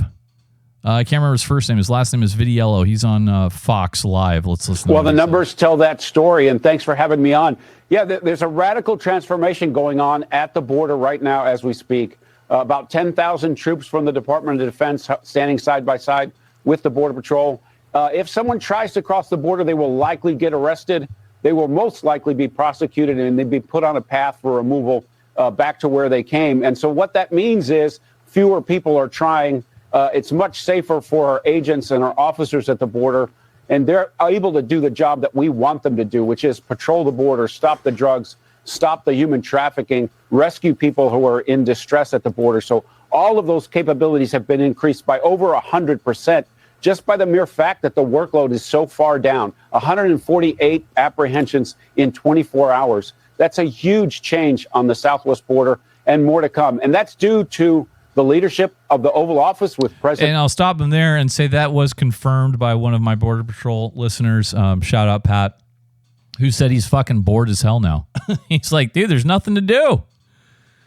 And we have also, I guess, had for the first time ever, well, at least in 50 years plus, there has been negative net migration into the United States of America. How about net migration into the United States? Get this, it's down. It's going to be down at least 60%. We may be dealing with, get this, negative net migration to the United States in 2025. That would be the first time there is negative net migration in this country in at least 50 years. We're talking about down from 2.8 million in 2024. So Donald Trump has always run on tariffs, and he's run on a hawkish line on immigration. And on both of those issues, we are seeing record high tariff rates for this century going all the way back, well back into the early part of the 20th century. And when it comes to immigration, net migration, we are seeing record low levels, way down from where we were during the Biden administration. Yeah, and it was completely out of control for many, many years. It was. I mean, our foreign-born population is the highest it's ever been. We can fucking afford a few years where we cut it down, like, where we have negative net migration. Honestly, be good for the country. Rwanda is taking a couple of our illegal aliens. This has got to chap the Brits' ass. Remember their huge plan they paid Rwanda like billions of dollars to take their illegal aliens, and then it fell through, and Britain's like, oh, can we have our money back that we gave you already? And Rwanda's like, no, dude. But they're taking a few of ours. They have agreed to accept 250 deportees from the United States. Very good. And that is on top of the 8 men to South Sudan. And by the way, the Kingdom of Eswatini has accepted 5 deportees from the United States. They're going to repatriate them to their countries. Okay, it sounds like it's all going well. Meanwhile, as far as our legal immigrants, oh yeah, you remember the big food fraud during COVID-19 in Minnesota? They finally put somebody in prison over it. A Minnesota man, big air quotes there, got 28 years in prison for his role in a multi-million-dollar fraud scheme that exploited a federal-funded program meant to feed hungry children during the COVID-19 pandemic. That Minnesota man would be 36-year-old Abdiaziz Shafi Farah. Classic Minnesota name. He was the co-owner of a business called Empire Cuisine and Market. He and other defendants stole more than $47 million fucking dollars from that program by claiming to have served 18 million meals to children at more than 30 food distribution sites. Yeah, I remember talking about this when they arrested him. They went in there and finally looked, and like there wasn't any food at all. The sites didn't exist. If they did exist, they didn't serve food in any way, shape, or form. There's all kinds of fake paperwork. He himself personally stole more than $8 million in just 18 months. Let's guess what he used the money for. A Porsche, a GMC truck, and a Tesla, real estate in Minnesota and Kentucky. He also diverted more than $700,000 to a Kenyan real estate partnership. In June of 2024, he was convicted of wire fraud, all kinds yet. By the way, 73 defendants have been charged, many of them with similar sounding classic Minnesota names. 44 have pleaded guilty. 7 have been convicted of trial. Only 5 have been sentenced so far. Unfucking. Oh yeah, this was the guy who tried to bribe a juror. Remember this case, you guys, by offering $120,000 in cash? He's still awaiting sentence in that case. Just fucking greed, and we bring these people in with have no respect for American values, and they just want to steal and loot this fucking country. And for some reason, that's considered very controversial to say out loud. One more military story. I think this, I'm going to say I don't agree with this. As you guys know, we are now saying you cannot be transgender in the United States military. Now, you can be. You just can't have your name changed and go on drugs and everything like that. Like if me, BK, I feel inside I'm a woman and I'm in the military, I can still stay in the military. I just can't get anything for it or tell anybody I'm a woman, right? So, but outwardly being trans in the military is not good enough anymore. Now, here's what I don't agree with. The Air Force has denied early retirement for transgender men and women. This seems just unnecessarily mean to me. I don't ever, I talk about transgender people a lot. I don't hate them. I feel compassion for them. I think they're just messed up in the head. And whatever you do, again, don't have unnecessary surgery on yourself. Do whatever. If you want to wear a dress, fucking God bless you. You want to suck dicks at glory holes? I don't give a fuck. You want to dress like a woman? Go ahead. Just don't mutilate your body. But at least a dozen transgender men and women serving the U.S. Air Force who had applied for early retirement to avoid being kicked out of the service for their gender identity have had their retirement approval rescinded. Now, these people all served between 15 and 18 years. So now you either get a voluntary separation or an involuntary separation, and both of those come with almost no benefits at all. I mean, this could be hundreds of thousands of dollars in retirement. And I just don't, especially if you already gave this, Pentagon issued a memo in February that declared medical diagnoses of gender dysphoria to be incompatible with military service. But this is not being handled the way any other disqualifying medical condition diagnosed during active service would be, with a medical retirement. Again, example, me. A disqualifying medical condition was kidney failure. My ultimate separation class was medically retired for that. They're not getting it. So I don't know. I think it's kind of like, this is only like, this is not very many people. And this is only a dozen people total. And an Air Force spokeswoman who is not authorized to speak publicly about this, then this is the worst part. She admitted that all of these transgender men and women had their applications for early retirement approved. Okay? They were on their way out. Everybody's happy. Well, maybe they're a little pissed off, but whatever. It worked out. And now all of a sudden the approval's rescinded. I think it's, just fucking get rid of him and be done with it. And let's all fucking move on with our lives. You don't have to be that much of a fucking dick about it. It's not that much money in the grand scheme of things. It's my personal opinion. Oh, and speaking, I almost forgot. We had a shooting at Fort Stewart where a sergeant is accused of shooting 5 soldiers in his own unit. Unfucking believable. The suspect's dad said he was seeking a transfer from Fort Stewart. He was complaining about racism. He was a African American. And by the way, the guys who 5 soldiers were wounded. Everybody's going to be okay. An unarmed soldier tackled the gunman and another pinned him down. And those guys were recognized by the base general. So the perp was 28-year-old Sergeant Cornelius Radford, an automated logistics sergeant. His dad, again, Eddie Radford, he weighed in an interview with the media. He said, I didn't see anything unusual. My son did complain about racism, but that was it. So luckily the fuck can't shoot straight. Let's see quickly. Oh, one of you guys sent this to me as well. This is a sad story. I fucking hate when medical planes and helicopters go down because those are people who are going to help people. But 4 people did die in a medical transport plane crash. This is at Chinle Municipal Airport in Navajo Nation, Arizona. This is way out there. And 4 people were killed while landing. If you guys are pilots, it was a Beechcraft 300. There were 2 pilots and 2 healthcare providers on board. They all died in the crash. I guess the plane missed the runway at the airport by about 300 yards. We don't know what caused the crash yet, but super, super sad.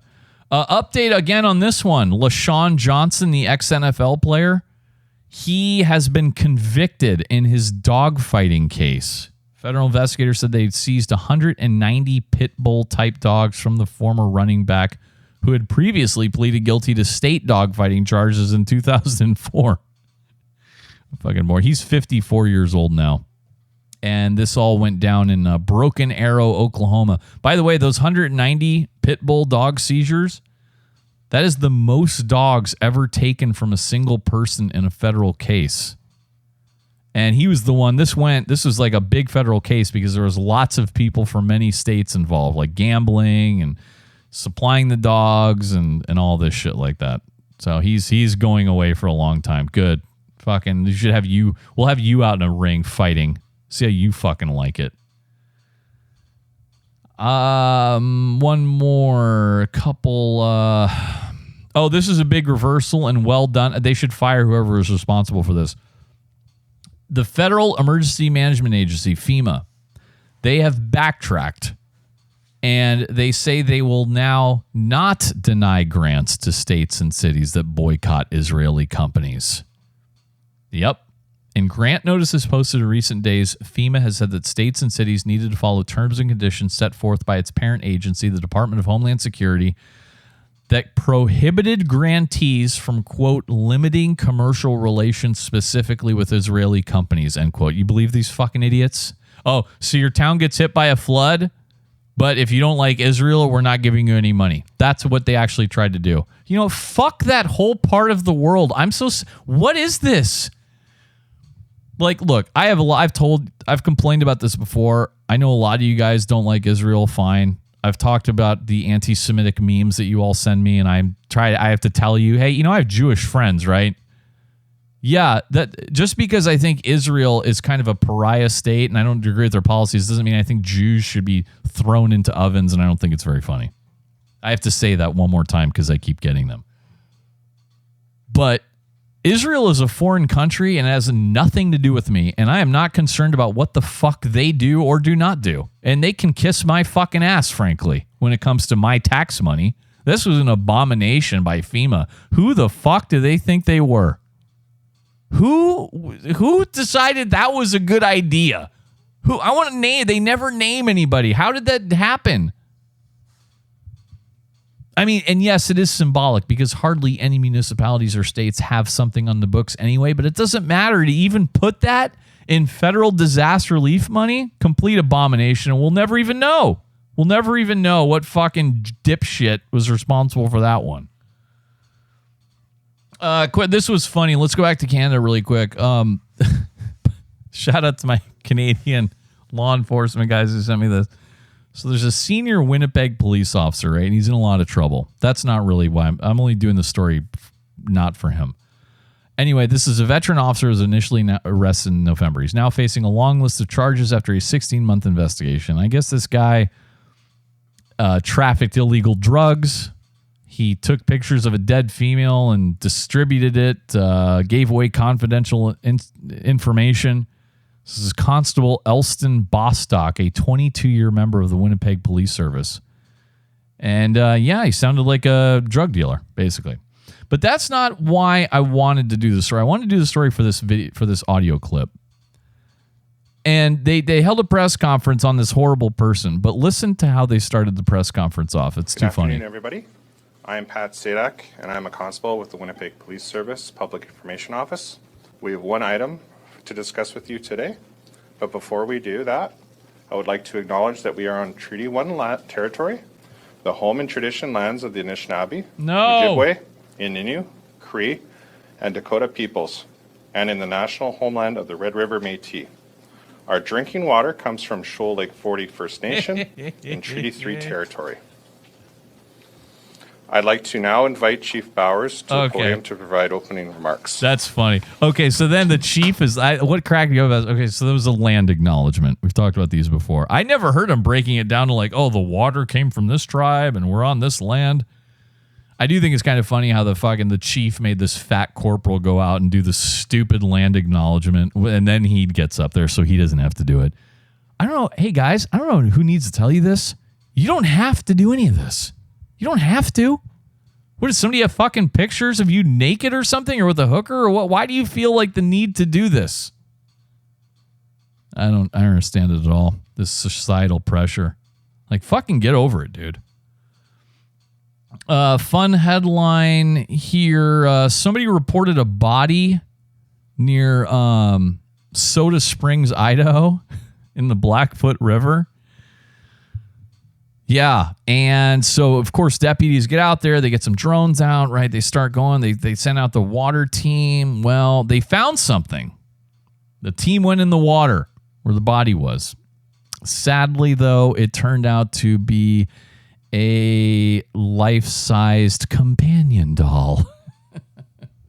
A sex doll. That was a direct quote, by the way. Caribou County Sheriff Adam Mabee actually said those words. Mabee said, quote, "When my team went in and pulled it out of the water, that's when they realized it was just that's when they realized it was just a life-size companion doll." End quote is what Mabee said. How did he know to use that term? That's very good on him, I guess, but that's very, very weird for me. I didn't really get into Gaza and stuff, same old shit, but remember how I told you last week that Mike Huckabee is the ambassador going to Gaza? Like, he was going over there because they're going to check out reports of starving people and all that stuff. And so Fox News asked him direct questions. Let's listen to how this went. These reports that people are getting shot, and when Bill Hemmer was there, and I know you were just there recently with Steve Witkoff, he said he could hear gunfire, and he asked the IDF about it. Are civilians, Palestinian civilians, being shot at these humanitarian sites where food is being distributed by the IDF? No, they are not being shot. There are all kinds of stories that they're just being massacred. The only time that has happened is when a large group overruns an Israeli position and they ignore verbal warnings, then they ignore shots fired in the air, and they ignore shots fired at the ground. But this idea that there is massive killing, I would only tell you it is, but when I asked the Gazans, here's what they told me. They said, yes, if people are getting killed going to the feeding sites, not the GHF sites. That has not been the case. But they do get killed, but they get killed by Hamas. And every single Gazan I spoke to told me that they had a family member that had been murdered by Hamas. These are the people that are supposed to be their government. Instead, they're their tormentors. And they're the ones who are responsible for the deprivation. They're the ones who are responsible for the disastrous consequences of now 22 months of this nightmare. Last question. Okay, so, but what I wish, and maybe it was done in the interview, like, did she ask him about the famine and the starving kids and stuff like that? I don't know. Okay, let's see.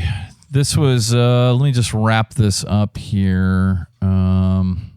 Do I have anything else worth going? Oh, one more update. Do you guys remember the story of the doctor I gave you? Or the doctor who was walking around his office naked? And this is near the reception area. And there was like, so sometimes when the office is empty, this is in Little Rock, Arkansas. And his name is David Diffine. So I believe it's pronounced Diffine. So this is a guy walking around naked, and at one point, like, he's like walking in front of multiple women, and the videos showed him performing a sex act on an employee. So anyway, the update is the Arkansas State Medical Board voted to revoke his license, his medical license. Yeah, they voted unanimously. Now, he didn't like commit a crime, right? But the funny part was, let me see if I can skip ahead to this part really quick. Yeah, I got to turn it down until like, I'm just going to edit it here. I'll just give you I don't want to sit through a 30 fucking second advertisement. So I'm just going to cut to the chase. What came out of the investigation was in the video, you can't really see anything because they pixelate everything out. But they did come out and say when he was getting the sex act performed, when he was doing the sex, and he's standing up, she's sitting in a chair, and he's basically like jacking in front of this chick, right? They said, now the video's kind of ready, so let me just play it. Let me let it speak for itself and skip ahead here a little bit. Let's see what we can get here, guys. Sorry, this is... The embedded videos that these websites use are just fucking terrible. I don't know. You can't skip ahead for shit. You can't do anything. And we do want to warn you, the video is graphic. We have censored it due to the explicit content. Anyone who might be sensitive to this content may want to change the channel. According to board documents, this video was taken in 2019 Diffine family practice in Blytheville. In it, Dr. David Diffenay can be seen walking around naked, including in the hallway between patient rooms. Another video clip sent in shows him in the receptionist area walking around 3 women and performing a sex act directly in front of one of the women. The clip ends with him ejaculating on her. According to the documents we received, not only did the woman work in Diffenay... Oh, so he ejaculated on, and there were 2 other chicks just sitting there like watching. And by the way, he was not completely naked. He was wearing a baseball cap too. Fucking weirdo. Oh man, that's too good. Diffenay. What a nut. He's just swinging it out there. Swinging it. Guys, I think like I said, I have a few more tabs, but I want to kind of wrap it up this week. So I'm going to go to the big finish. Let us go to Spain. Oh, no, this is not great. So there's a 72-year-old retired British social worker who lives in Spain and New Zealand, okay? And this happened when she was in Spain. She complained to Amazon about a delivery driver coming into her home and pleasuring himself in her bedroom. Okay? She complained. She wants to know how the man was allowed to return to her same home 2 days later. Oh, no. Amazon said, oh, this is a contractor for one of our sellers, blah, blah, blah. Here's what happened. The courier, he's in his 20s, a man. He arrived with the package at Jane Doe's home in a village on the Costa Brava, northeast Spain, around 5 p.m., right? She buzzes him in through a gate, asks him to wait. And after she goes to the bathroom, he had entered the home. She found the man in her bedroom with his hand in his shorts. He had entered Jane's house and walked through her kitchen and upstairs into her bedroom. She told The Guardian, quote, I was stunned. He was masturbating vigorously. He turned his back and it was apparent that he ejaculated. He shook his hand and when he turned to me, his shorts were wet. End quote. She said she was so shocked, she told him to get out immediately. And she followed him out, right? She asked, once outside, the courier asked for her ID number to register the package on an electronic device, blah, blah, blah. So that he was trying to input the data. He was fucking it up. So I guess he's got a colleague in the van. He comes to the door and says, hey, what's up? So Jane then tells this older guy, quote, I told him, your colleague has done something very bad. My Spanish did not extend to the word masturbate, end quote. So both men then left the property. She reports the incident to Amazon.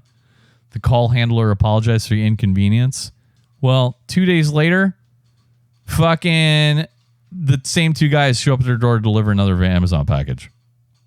So she then goes after the older guy saying, hey, buddy, your colleague fucking jacked off in my house. Oh, and she said in Spanish, she then went out and learned the word masturbate. That's great.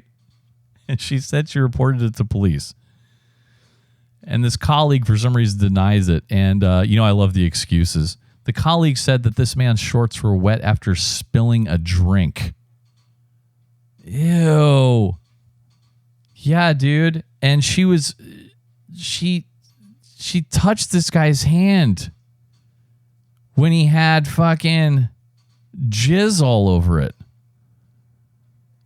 Oh, so gross, dude. And then Amazon is like, oh, we here at Amazon feel the needs. So the guy, she's like, hey, hang on for a second. And she comes out and the guy has just fucking jizzed all over her bedroom. And it's all over his hands and shorts. And then he's like, okay. Wow. Where and when and how often men can fucking jizz is just, this is a topic that I feel has been understudied in science and health, and we need to get on it immediately. Because how could you just not wait another 5 minutes? Holy shit. Guys, that's it. 3 hours, no breaks, no editing, you guys. That is how we do it here. If you appreciate the effort, you guys know, come on, you want to. It's the steel trap mind. It's the 22-inch pythons. It's the ab veins. Nobody else is capable of putting on a show like this. Everybody knows it. Nobody denies it. If you support the podcast and want to see it continue, take it to the next level on YouTube, which is coming up. Please go to patreon.com.